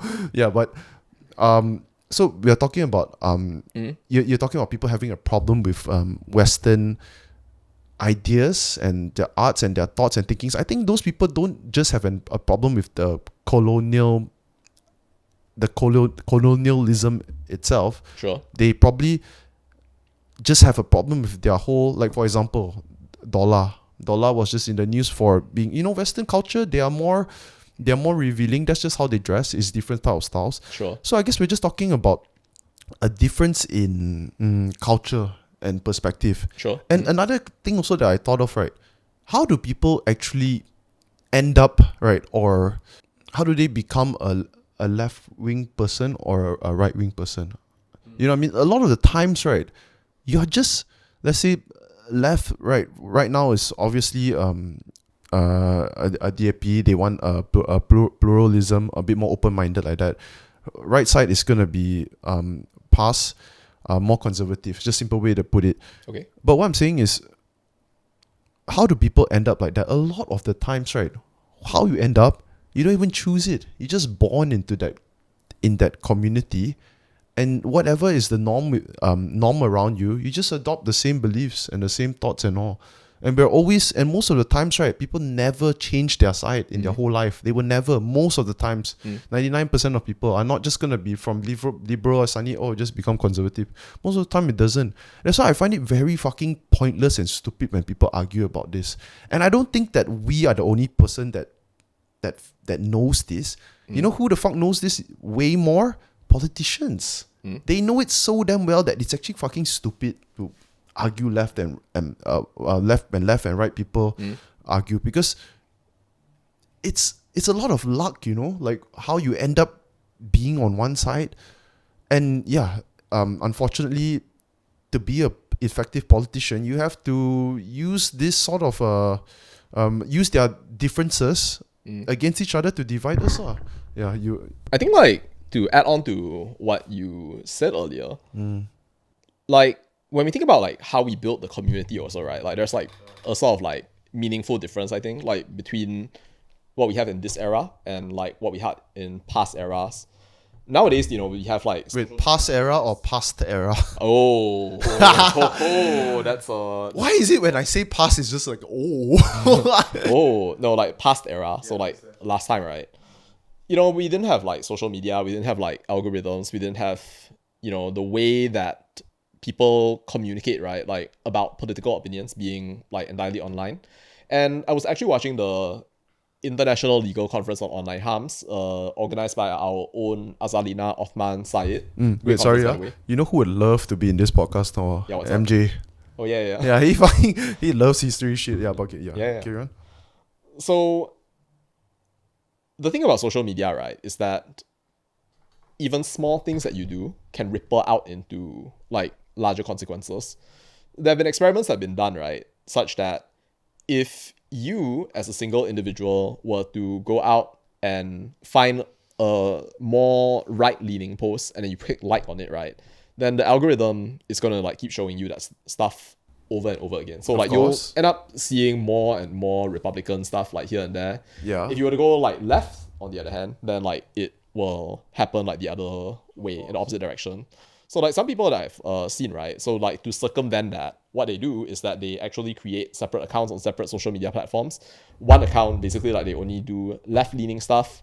One account, they only like right-leaning stuff, and then in that way, then they sort of like balance out. It's sort of an experiment lah. You just want to see what's been going around in both sides. Just sort of, but like maybe also you don't want to be like an echo chambers kind of thing. Understand? Yeah. Yeah, I think that's great. And like for me, like for my audience, right? I actually just got out of a small war with my audience, which is kind of interesting. Bro, I saw. Yeah, I wanted to say just now. I saw. I had a war with my own audience. You are mad, dude. I saw. We would. So you had videos about dead parts. Talking about No, it's not that. It's more like No, I'm saying a different time where I saw you had videos with about dead parts, because dead part was in I think this was a GSF rally, is it? Yeah, GSF rally, and then she was being a voice about for Palestinians. Yeah, of course. Representing Malaysians, and she's a Chinese person or non-Malay lah. Yeah, okay. And then you had a big problem with the fact that she said that you're not truly a Malaysian if you don't support Palestine lah. Yeah. Anyways, I saw in her post you just went in the comments and you were arguing, and then you were stating long facts about the Israel-Palestine thing, right? Like, bro, I'm like, hey man, this ain't good for your mental, bro. Yeah, but I don't know how you can do that. I can't be bothered, man. Sometimes it helps you also. Maybe, but like the way I think about it is like, for me, I mean, social media is like at least partly, right? Like you express your opinions, but at the same time, like you may be conscious, right, that like you may like be the only person who dares to speak out at a particular point, right? If like nobody else dares to sort of like speak out. So like I always tend to think of maybe certain conversations, right, as being conversations that you probably should have, if you have the capacity to, or if you know enough about history, right, to be able to actually give like a balanced response kind of thing. Because I think like in this country, for example, so people tend to cleave to one side, right, which is fine. Like I have spoken to a lot of pro-Palestinian people as well. I actually spoke to parts like after that series of postings, by the way. You should get her on your channel. She actually invited me out like one time. I don't know if like that. I'm sure she's a nice person. Yeah, of course. But yeah, so I accept that like, you know, people may be locked into a certain ecosystem, but on my part, you know, I would prefer it not to be that way. I actually warred against my own audience like on specific topics. Like even when my audience, right, has tended to sway towards a particular narrative kind of thing. Yeah. If you look at my content, right, so then like you could say that it aligns with, shall we say, critical thinking, which tends to be against like what we might call walaun political culture. What is walaun, bro? I hear it all the time. I don't know what's that. Okay. I just thought it's like saying, referring to them, a group of people, is it? No. Sure. So when we talk about walauns, right, it actually walaun, Vishnu? Yeah, I mean, like if you go on like Facebook or whatever and you search like the word walaun, you'll see it used to refer to like people who support PAS most often. Ultra conservative, I guess. Sure. But like the word, right, it just comes from the word wala, which is Arabic for like loyal, so to speak. And one of the most recent videos on my channel is basically, please don't become DAP walauns. Yeah, okay, basically die hard. Don't become like die hard. Yeah. So like I hate it when people become like diehards, right? Because like it actually creates a dangerous environment, I think, for like the country at large, right? If like you have like too many of these like pockets of people sort of like cannibalizing like the same ideas and then like just feeding themselves up into like a frenzy. And I think that in some small ways, and it's maybe social media can counter it's dangerous when you are not confronting the real negatives out there of the whatever party that you support and if you are constantly you carry out not confronting these let's say wrongdoings of the party you support, that's how people become radical right? Absolutely. Yeah. So as an example, so then I made a series of videos, right, basically saying that, look, what YB Ngakoming did, like, to the journalist, right, when he basically he got fucked, bro. Yeah, he did. He did apologize though. What? But sorry, refresh. What did he say? So like, what media are you from? Ah. I will call your editor. Yeah. But I mean, like, there's a context behind that. Like, he just didn't want the like program I Like You to be like messed up in some ways. So then like he decided to go on that sort of like war path. So what's your take on that actually? I guess the more common one, and also what I agree with, is it doesn't matter, bro. You shouldn't speak that way, but especially you are. Yeah, I agree. Yeah, this is what you do. This is what they do. They ask you annoying questions. Yeah, They set up shit. They try to put you on the spot, and you got emotional. I mean, the thing is, my point of view is you don't really know if the guy was like just explicitly trying to put you on the spot. You don't know. A lot of people, right, actually like interpreted it as, oh, it's utusan, right? So confirmed they were trying to put him on the spot. But like the question that I had was like, how do you know, right? Like at the bottom of it, it was really just a question. And like also when NKM was asked the question, right, he didn't know what media the person was from. But already by that point, then he was, you know, like thinking that, oh, maybe it's an adversarial question. Maybe this person wants to wreck our program. Sorry, bro. I don't even remember what was his question, man. Do you? Like, yeah, I do. So Something about alcohol, is it? no. Or aeroplanes. No. Cause like Or schools. no. Cause NKM, right? In conjunction with Visit Malaysia Year 2026, he created a lighting program, right? So NKM like is what role does he have now? Minister of. he's the Minister of Local Government and Housing. So he's the guy who's like sort of bringing forward the URA. You know who is Marissa Wong, the poo girl, the toilet girl, right? No. Oh, you don't know the toilet reviewer, Marissa Wong? Well, I mean, I know that there is a Best Toilet of the Year award. From, Yeah, like, she was there. I saw her take a picture with Ngako Oh, Ming. damn. Okay, no, I did not know. Hi, Marissa. It's okay, next time maybe you can join us play pickleball. Yeah. Okay, yeah. Okay. So, yeah, like it was a lighting program lah, and they basically called it I Like You. So then like the rationale for that, right? I heard it in a speech that NKM actually gave like right before the actual press conference. So it's called I Like You because it's meant to evoke this idea that like I like you. Haha, get it? Haha, I like you. I got it, but I didn't laugh lah. But Yeah, neither did I. So, but anyway, then I guess that the journalist either wasn't paying attention or he didn't like listen to the thing, didn't do his background research or whatever, right? Then he proceeded to ask the question. But you see, the thing is, right? Like, he just asked why is it not in why is it in English? not in Malay? Why is it in It's English? fucking stupid, way, bro. But like, if you think about it, right? Like, maybe he just wasn't there for the earlier part of the session, or maybe he wasn't paying attention, kind of thing. So Okay lah. So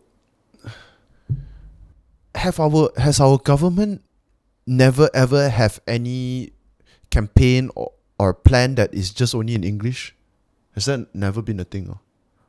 I don't know. if you say like I'm very programs throughout the entire course of history and like purely in English, like I mean, if you say like Wawasan 2020, like that's been translated into English as in like Vision 2020. they've never like launched. a name for program. Yeah, actually no lah. It all has to have at least Malay and two versions or what.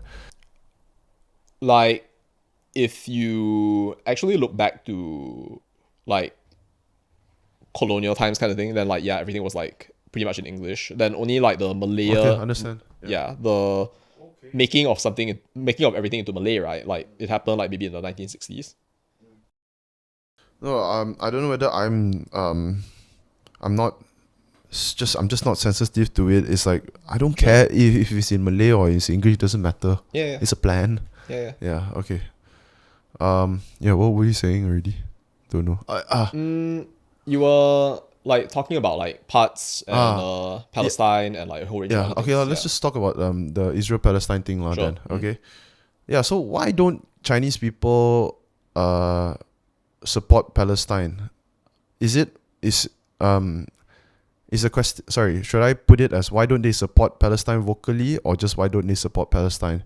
Because I think a lot of Chinese people do support actually Of course, yeah. Palestine. So the premise of the question is kind of like a bit shaky right there because like you have parts, for example, vocal support for Palestine, You have Tin Tia, vocal supporter of Palestine. You have the straight shooting Baba. Have you met him before, by the way? Sorry, there. that's his The straight shooting Baba.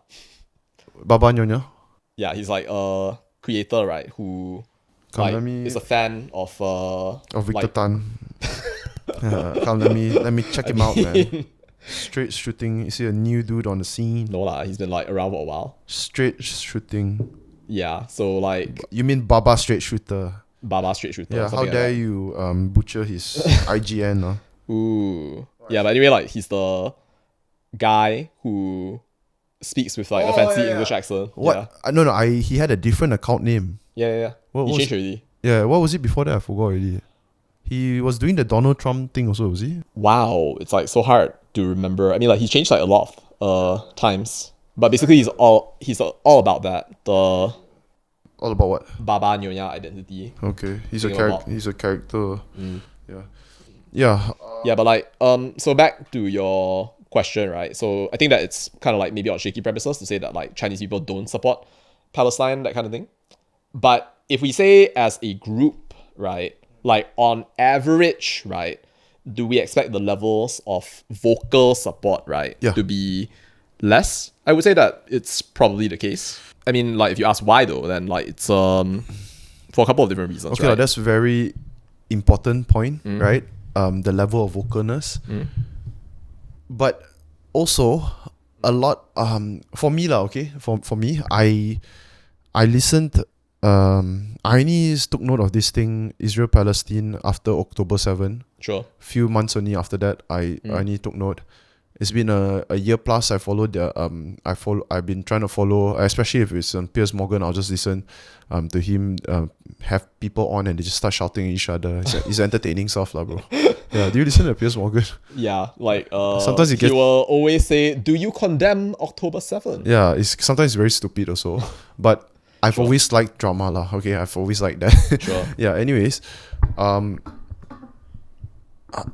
I think a lot of people also, right, don't. It's not that they don't support. Sometimes people just they did not even look into it, and so they feel like this is one of the reasons why they did not look into it, and that's why they feel like they don't feel confident enough to have a solid opinion. Yeah. Some people might feel that way. Yeah. A lot of people, they see that shit and they're like, fuck that, bro. There's if you're someone if you're a human being that just doesn't like to see other people suffer and all, obviously you're not going to support that shit. Okay, do I have to say it out loud?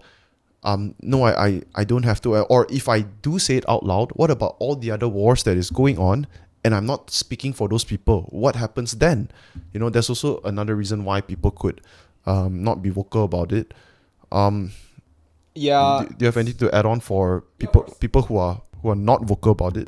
Imagine, right? Okay, let me use another example from like another area completely. Let's say, right, that somebody goes up to you and say, "Hey, Brian, you fat liao leh. Why you never go and exercise? Huh? Why you never go and exercise, Wow, do you know, everybody, that is around me, all got 7-pack. I don't even know if that's physically possible. It is if your genetics are fucked up. Yeah. Okay, but like, when you hear that, right, so then like, how would you feel? I need to go to the gym.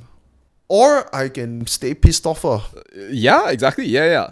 Or like, maybe like, hey, Brian. Okay, I hope you don't mind, but like, let's say that somebody goes up to you and says, right, hey, Brian, you know, our ancestors came from China so long ago. You still don't want to learn how to speak Chinese. How dare you? You traitor to our ancestry.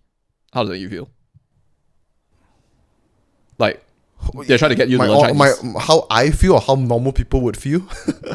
Normal people, they will feel offended. Me, I don't give a fuck, bro. I'm sorry, man. Yeah. But it's good. Okay, so you mentioned, right, that like normal people would say that. Why do you say that?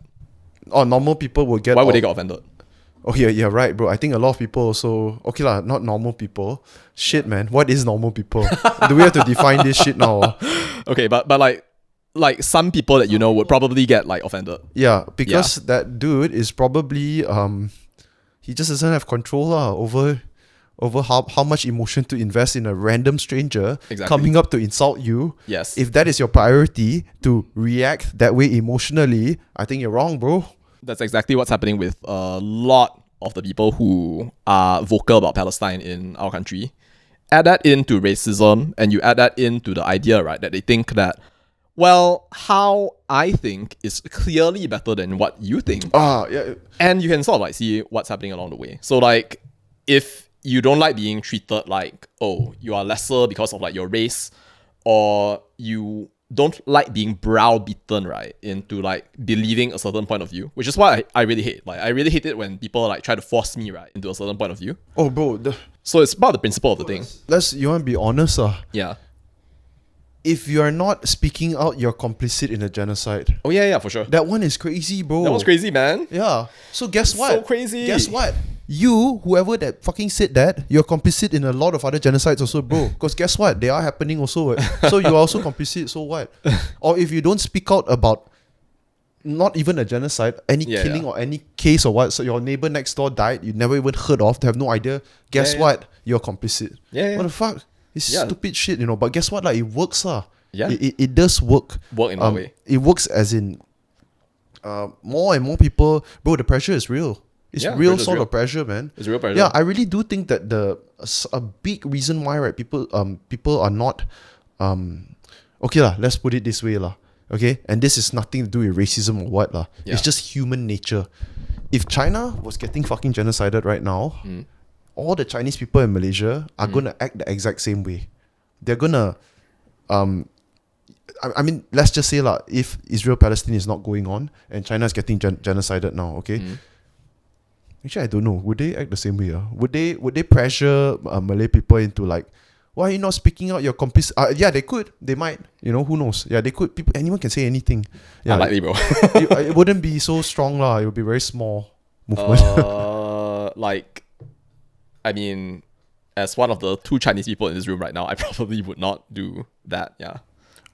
I'm not saying us lah. I'm saying there will be some people. There will be some people lah. Yeah, there's racist Chinese people. There's a lot of racist Chinese people. Of course, there's so many racist Chinese people for sure. Yeah, it's a lot lah, bro. I got this saying lah. You hang out with a Chinese uncle, auntie, more than 30 minutes, someone's gonna say Malay and yeah, of course.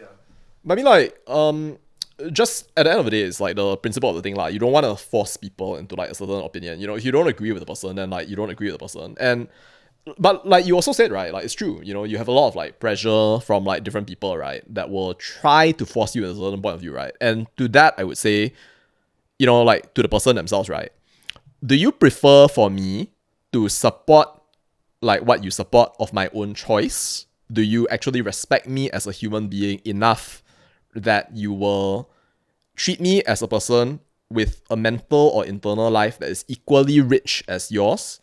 And can you accept that I am actually a partner with you in trying to like go and fight for the thing that you want me to fight for? Or do you just want me to be something that you use for your own ends? I think that fundamental, like childish sort of like injustice is enough, right? For a person to say, you know what? You want to force me to support this thing? You know what? Screw you. Like, if you keep on behaving like this, then not only will I not support what you support, I will literally sabotage what you're doing. As long as you don't behave yourself, I will treat you as somebody, right, that I will, by my own power, crush, dominate, or stop in what you're trying to do because you are trying to treat me as if I'm subhuman. I don't get the right to an opinion. Yeah. So that's the way I think about it. Okay, that's a very extreme manifestation of what could happen. Yeah, of course. Yeah, it is. But I'm not saying that it cannot. Of course, it can happen. It can, of course. Either ways, it's just that the person that will react that way is a bit more rare, and it's also not the right way. That's why it's very it's very fucked up to keep arguing over this shit. Do I think is there's nothing wrong with voicing out. Yeah, there's nothing wrong with it. In fact, right, there's also nothing wrong and only beneficial from myself voicing out also. That's the truth. It is. Yeah. It is beneficial. how often am I gonna do it, man? Am I gonna everyday repost post? And in fact, right, I don't watch those videos, bro. I hate it, bro. It's scary. Yeah. It's so depressing. And then I start getting the ones from Sudan also, and Nigerian apparently they're killing Christians there also. I getting all these videos. So I don't look at it, bro. I'm fortunate enough that I'm living in this life right now. We're living in this country right now where shit is good actually. I mean, we've got our bad stuff and all, but of course, in general, we're actually very lucky though. You can say that on average, maybe. So yeah, bro, what do you know of don't need to get super detailed, but what do you actually think happened Israel Palestine? Let's just go up till the sure. Probably before the creation of the state. What do you think actually happened? When you say the creation of the state, I'm assuming that you mean like Israel and not Palestine, because there has not been acknowledged by the entirety of the UN, state of Palestine. But when you Google, it does say that it's a state, you know. The effort for recognition started in the 1980s, when at that point basically they started going out and then like trying to petition like members of the United Nations to acknowledge that the state of Palestine was actually a state. So like if you're asking the question of like how did we get to the point whereby, so 1948 was one of the biggest talking points about this whole thing, conflict, right? Creation of the state. They would call it the Nakba. Yeah, which the Nakba was involved in that, which what led up to the creation. What I would like to know, because I feel like I've listened to a lot of the pro-Palestinian side of the story. I can't really remember properly what is the Zionist side of why they believe that land is entitled to them. You know what I mean? I wouldn't call myself either pro-Palestine or... I'm not saying you are, bro. No. But like just like I'm just in interested. general. Just in general. I think of it more of like just it's interesting history. But like for me, it's not something that fundamentally concerns me. But I do read quite a lot about it, so I can like give you like both perspectives, I guess. Yeah. So like, I guess it's very detailed, but just actually I don't have so much time. I need like 15 more minutes, bro. Sure. Yeah, but anyways, what do you, bro? You just guess how long we've been doing? It's fucking crazy, man. Probably like 2 hours, bro. plus. This fucking felt like half an hour. Okay, for me, this is one of the fastest. I think because I haven't do podcast in 1 month. Okay, sure. But so go through Israel-Palestine conflict in 15 minutes. Let's go. Bro, you know Scott Horton? So there's, Lex Friedman podcast, right? Sure. Yeah, Scott Horton, this dude, right, he went on fucking Lex Friedman and did a 10-hour podcast. Sure. Talking about Iraq, 1, 2, 3 war, Afghanistan, everything up to Israel, Palestine, 10 hours, bro. 9 hour plus. I've listened to it, I don't know how many times, I still cannot remember everything because it's so crazy. Yeah, so anyways, try and paint a simple picture of why either side they just cannot agree, and why it's something that this disagreement has been ongoing for decades and decades. Because the truth is, either side, Zionist people believe that they're right, and Palestinian people believe that they are right also, and they're rightfully victims. Sure. Yeah. So the 1948 narrative begins with, we were chased out of our homes, and the standard illustration, right, that you will hear from like different creators here and there would be, imagine that you invited somebody into your home, and then they came into your home, and then from there, then they chased you out of your home, and then from there, then they ended up colonizing you. That's a standard Palestinian narrative. Now, is it right? Is it wrong? Now, you can say that it's right, but you also have to consider the context over there, right? Because bear in mind, right, what we now call Palestine, right, is not actually like a state, right? But rather it was an administrative region. It was once called Judah, right? But basically what happened was that across successive cycles of conquest, what happened was that the Emperor Hadrian, right, in fighting off the Jewish people who had come to that area, and I did say Jewish people because like, in fact, it was Judah. So like, there were actually the people of Israel living in that area. Yeah. So then... This was how long ago? ages ago, like literally like Thousands. not the point of like like thousands. Yeah. So then like imagine, right? Let me wear that for a while. You wanna wear the hat? No, the glasses, bro. Oh sure. Yeah. Yeah. What's Yeah. up, man? Oh nice. Hashtag bus. Alright. So anyway, like they were chased out, right? And then later on, the thing is that a lot of people actually ended up like just staying in that area because like not all of the Jews left, right? So then like you had later on after the Romans, right? Then you had the Muslim conquest. So then basically imagine, right, that you have the exact same people living in that area, and then basically then they convert to, for example, Islam, right? And then like imagine that they continue living in that area. Same people, different religion, linked together in basically the same sort of like genetic bond with one another. So then like what happened was that when the Jews basically were chased out, right, of Judah, right? So bear in mind, they are the same people. So like both of them are like of the same stock. It's just that one set of them like basically stayed on, and one set of them like left. What do you mean they're the same people? Meaning that like, okay, imagine Different type of Jews. I mean like they are literally like the same people. Like they are literally of common descent. They are of similar genetic makeup, so to speak. And then Who are the two different people?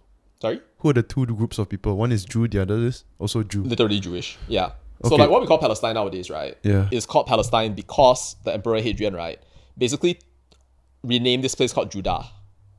So like it's basically from early on in history, right? Yeah, he renamed Jewish. Judah, yeah. He renamed Judah to Syria, Palestina. And that was to actually like break the identity of like the Jewish people like who are living in that area. This what year, bro? I actually never heard Syria, Palestine, man. When did the Emperor Hadrian come up with the concept of Syria, Palestina, and at what point of history did that happen? Tell me about that, please. Yeah. I think that not a lot of people know about this, so then that is one of the reasons, right, why people, right, they think that actually it's one person chasing another group of people, or one group of people chasing another group of people out, right? Yeah. Because like it's a very, very complex thing. So like it's very easy to come up with like simplified narratives, but actually no. Like they were actually living all within the same area, but then part of them split off, and then like they went across the world. So then like you had like different Jewish diasporas like all over the world. But then like in the 1800s, basically then there were like pogroms because like the Jewish people were like basically being massacred, maimed, whatever. Yeah.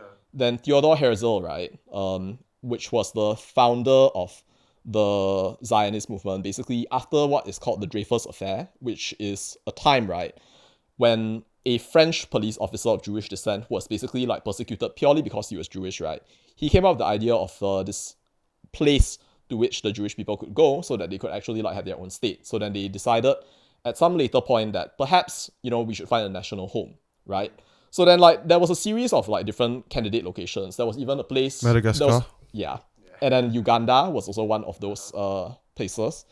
But then you see the thing is that later on, like during the First World War, right? So then... So what I heard is actually the movement, right, was not even... was majority of the American Jews were all don't even never supported that movement until after... Maybe. Yeah. Yeah. It wasn't a like, because you see the Jew thing, right, is very complicated because they're everywhere. And then for you to, you know, you have to also understand why did they end up everywhere. Sure.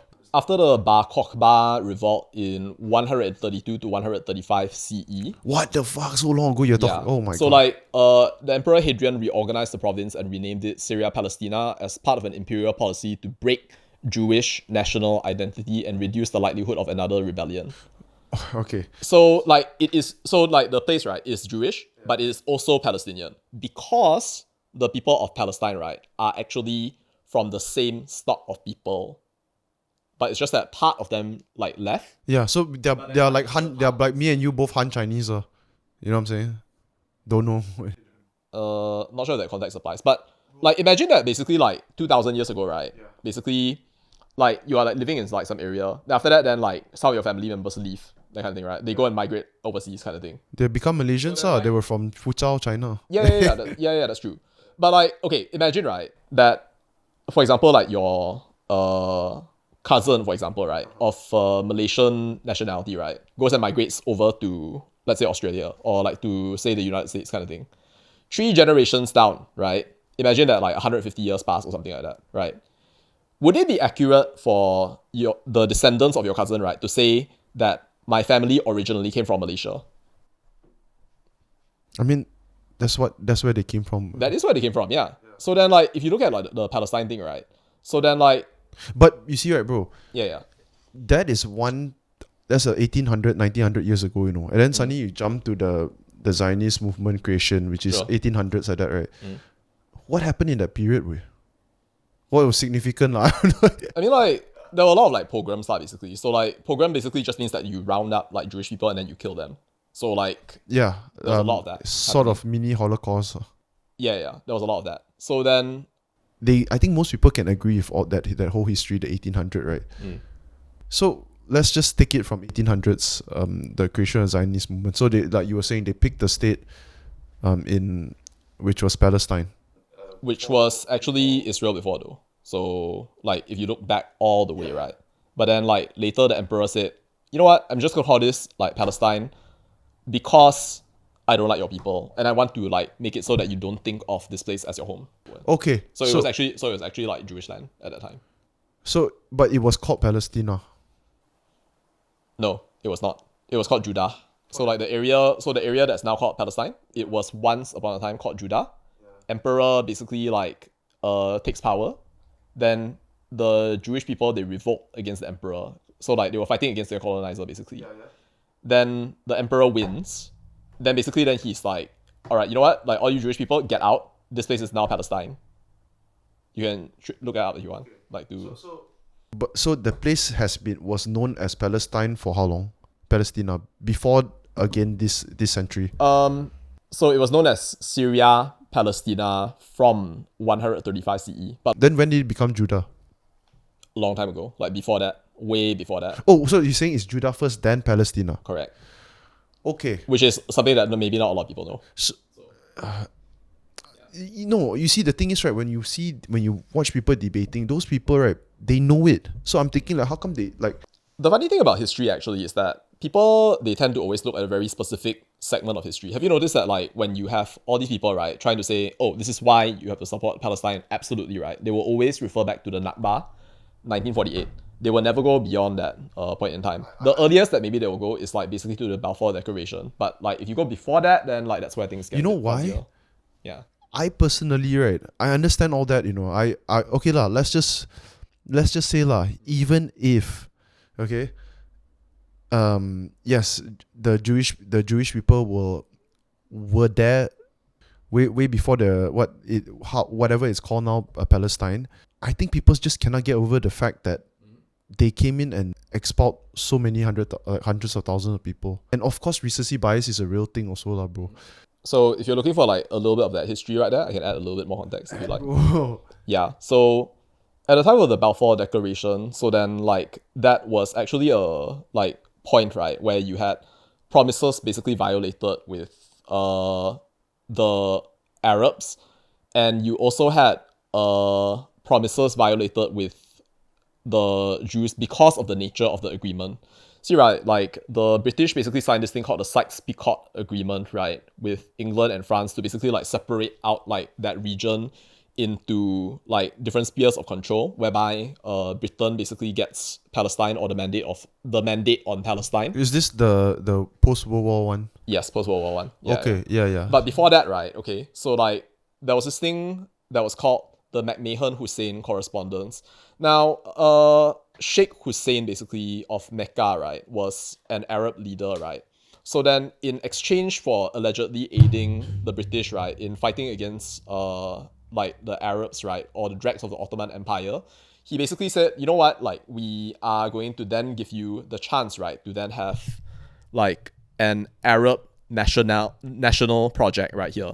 So then at that point, right, so that promise, right, was made to the Arabs and was also made to like the it was made to the Arabs, it was made to the French, it was made to like say the Jews, right, that you had like this possibility of having this national project for like the Jews, like within what we now call Israel and what a lot more people would like prefer to call like Palestine, right? Perhaps because like they may not have heard of the earlier history.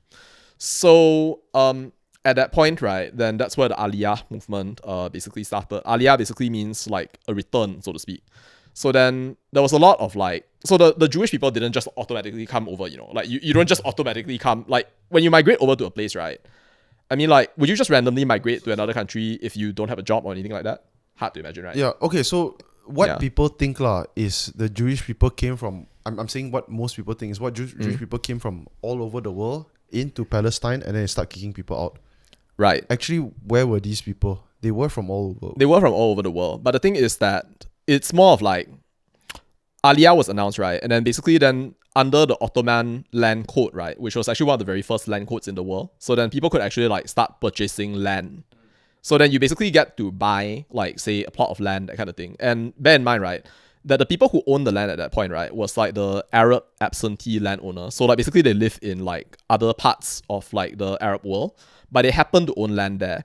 The people that we call Palestinians, right, they were basically like the peasants or like the people who were just like living within that area, maybe for generations, right? Because remember that they all came from like the same group of people, like as the Jews. So then the thing is that these people who are like from overseas, right, they are Jewish people. Their ancestors, many generations before, right, were living in that area. But it's just that, so imagine that like maybe you are somebody who was born in Singapore, for example, because like this is a standard example that I tend to give, right? You were born in Singapore, your descendants move over to, let's say, France or something like that, right? Then later on, if you buy a house, for example, in Singapore, right, then you could still say that your ancestors live here. True, right? So then what happened with the Aliyah, right, is kind of something similar. Imagine that basically you buy a house, right, like within Singapore, and then you move over to Singapore, and then the natives basically say, you know what, you're not Singaporean, get out, kind of thing. Oh, so you're saying actually those people that were kicked out of their houses, all the original property ownership was... The original property ownership was usually right, like owned by like Arab landowners. So like basically they're not there, right? Imagine you rent out your house, right, to a bunch of people, but then like for generations, for hundreds of years, basically they've stayed there. So then in that case, right, then like they have a right to say, oh, you know what, like my ancestors live here, I've lived here for my entire life right there. But do you own the land? No, you don't. But see, the thing is, like, can you say that we've lived here for generations? Yes, you can. So when... Wait, who owns the land there, actually? So like Arab landowners, right? Because bear in mind, right, like that area, right, was basically the Ottoman Empire, right, for like hundreds of years. Yeah. So then like the Ottoman Empire later became the sick man of Europe, right? And then later was broken up. Yeah. But see, the thing is that like the people were always sort of like living there, right? They don't really have a concept of like the political sort of like boundaries or like the way that the world is They're changing. just peasants, basically. They're basically just peasants, yeah. Yeah, they don't even like... Yeah. So then, like, you could think of it almost as a class war, right? Like, if a bunch of people, like, say, they start buying houses, right, in your area, that kind of thing. And then later on, you know, like, it happens to be the case, right, that you can't do what you were doing before, right? Then naturally, then you would think of it as maybe you're getting, like, pushed out of your land because you never had a concept of ownership. The Ottoman land code, right, was also, like, a sort of, like, recent thing, right? But, like, it never really impacted their lives before. I understand. Yeah. So okay, then... Which is interesting, like it's not something that a lot of people like think about. Yeah. Yeah. I listen to debates. Yeah, they do bring all this thing up also, but so legally, it was the Arabs. They own that place. I mean, is it? Did they own it and then the Jewish people just kicked them out? If you legally? Okay, imagine, right, like. If I buy a house, right, from you right now, then can you still say that you own the land? Can you still say that you own the house? Oh no, You can't, right? Okay, yeah. So that's what happened. So the Jews bought the... Yes. They bought it when? They bought it during the time of the Aliyah, after the Balfour Declaration in 1918, if I'm not wrong. So like at that point, right, then they started marketing, look, like you have a chance right here. Imagine you see an ad, right, on social media saying, hey, you can live in Japan for very cheap, just buy this house, that kind of thing. Imagine, right, like you see an ad like that. So then imagine an ad like that, right, coming up to you, and then like you basically respond to the ad and say, okay, look, I would like to buy this property right here. You buy the house, you go in, right? And of course, you know, history is complex, right? Like you don't know whether like there might be people, right, who really actually went in and then actually like just like kick people out automatically like that. But to my knowledge of what the historical record says, such a thing, we don't have evidence for it. I'm not saying it didn't happen, but we don't have evidence for that. But what it's most accurate to my knowledge, right, that what happened is like you went and you bought a house, you're Jewish, you're from overseas, you migrated many years ago, you bought a house, you went in, but then later on, then people got very angry at the fact that you were moving there. Yeah. And then from there, right, then they said, this is our land, we've lived here for generations, get out. I don't know if you know this, but basically there's a whole lot of stuff like involving the UN, right? Like back during 1948 when the State of Israel was created and declared, 6 Arab armies attacked at the exact same time. And that was actually after the United Nations, right, like agreed at some point to the creation of like separate territories, basically for like the Arabs and also the Israelis, right? So then the UN basically agreed to it. Or rather, at that time, actually, was it the UN or was it the League of Nations? I think it was like the League of Nations. So then they agreed to that. UN already? Okay. Yeah, 1948. Right? 1948, yeah, UN. Okay. So then the UN agreed to it, but the Arabs actually said, you know what? No, screw you. Yeah, like, yeah. we're going to go ahead and like walk out. So they actually walked out, right? So they rejected the UN plan at that time. And then later on, when Israel declared independence, then they attacked. Which is interesting. I mean, like, maybe not a lot of people like think about that. Yeah. You listen to Mossab Hassan? I've read his book before. Oh, really? Yeah. Son of Hamas. Do you believe everything he's saying?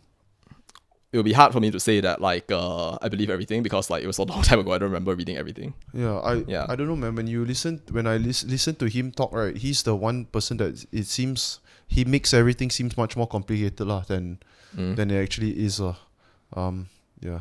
So then, okay lah. This is a question we have to wrap up also lah. When they say 750,000 people left Palestine, right? Where did they go? They moved to like different like Arab countries basically, and also like it could be like within that because I remember like it's Israel is like one state, right? Then like you have other countries like surrounding. Yeah, Jordan, Egypt. That was part of the movement lah, but like there could also be like some people who just stayed. You know what I mean?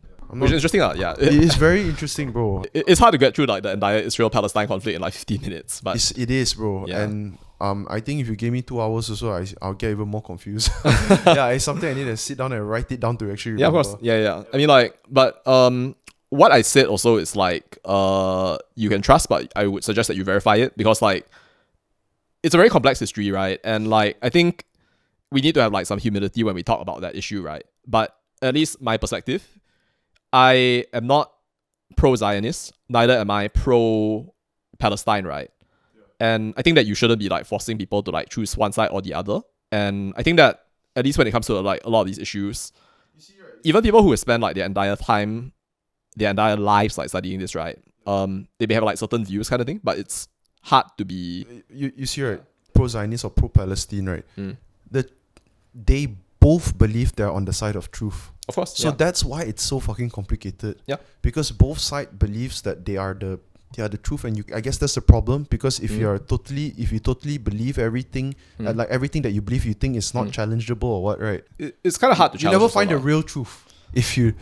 Yeah, but it's so hard to find. But it's not just like a matter of like belief, right? Like you also have to bear in mind that like if you actually were to like have a different opinion or so, then like your friends, for example, might like go ahead and like persecute you. So like even if you happen to like support one side or the other, right? Oh, I understand that, bro. Yeah, that's like a real problem for like a lot of people. So like no, I understand it's something that. they need to. I understand that. So let me just ask lah. Like I mean I know you're not an expert in geopolitics or what lah. But what happens now actually? Like what do you think they can do? When you say who do you mean? Israel and Palestine to solve it? Because it seems like it's never going to be solved. I know, that's why I say you're not an expert lah. But it's like people, like, even experts don't know. Yeah, even experts don't know. And then people, like, let's say, you see, right? That's why in debates, a lot of times, also people don't especially it's not long debate, they don't bring up the 1800 years before that or what, right? They never do.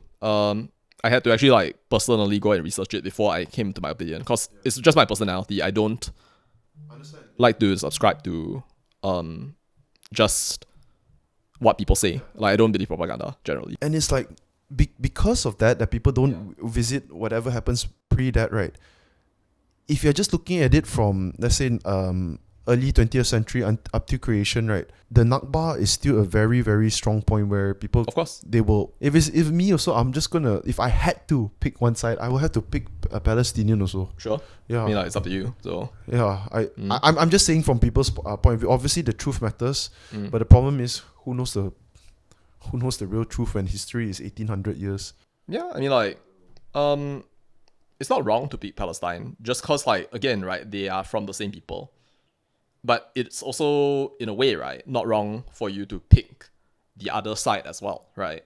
Because, again, not. they're from the same people. Yeah, it's completely not. Of course, yeah. Yeah, I guess we'll be doing this again next time. Yeah. Well, I had no idea that you were so fascinated by this specific. Bro, one whole year I've been listening to this shit and I still can't remember it. Because like Yeah, I said, no, I listen to understandable. sleep. It's like become leisure, you know. Yeah. I'm sure when you listen to this, you have to fucking write shit down. I've started to become better at, like, remembering things, yeah. But Yeah, I think I feel like maybe you adopted a lot of that because you were a very good student academically your whole lives. So maybe you're better at. I think it's trainable, lah. I mean, It like, is trainable. It's trainable, yeah. Even if you, like, say, like, high IQ or whatever, right? That's just pattern recognition. It's not memory, lah. So, like, I'm not relating to that, lah. I'm just saying Yeah. that I've never been a diligent Yeah. studier.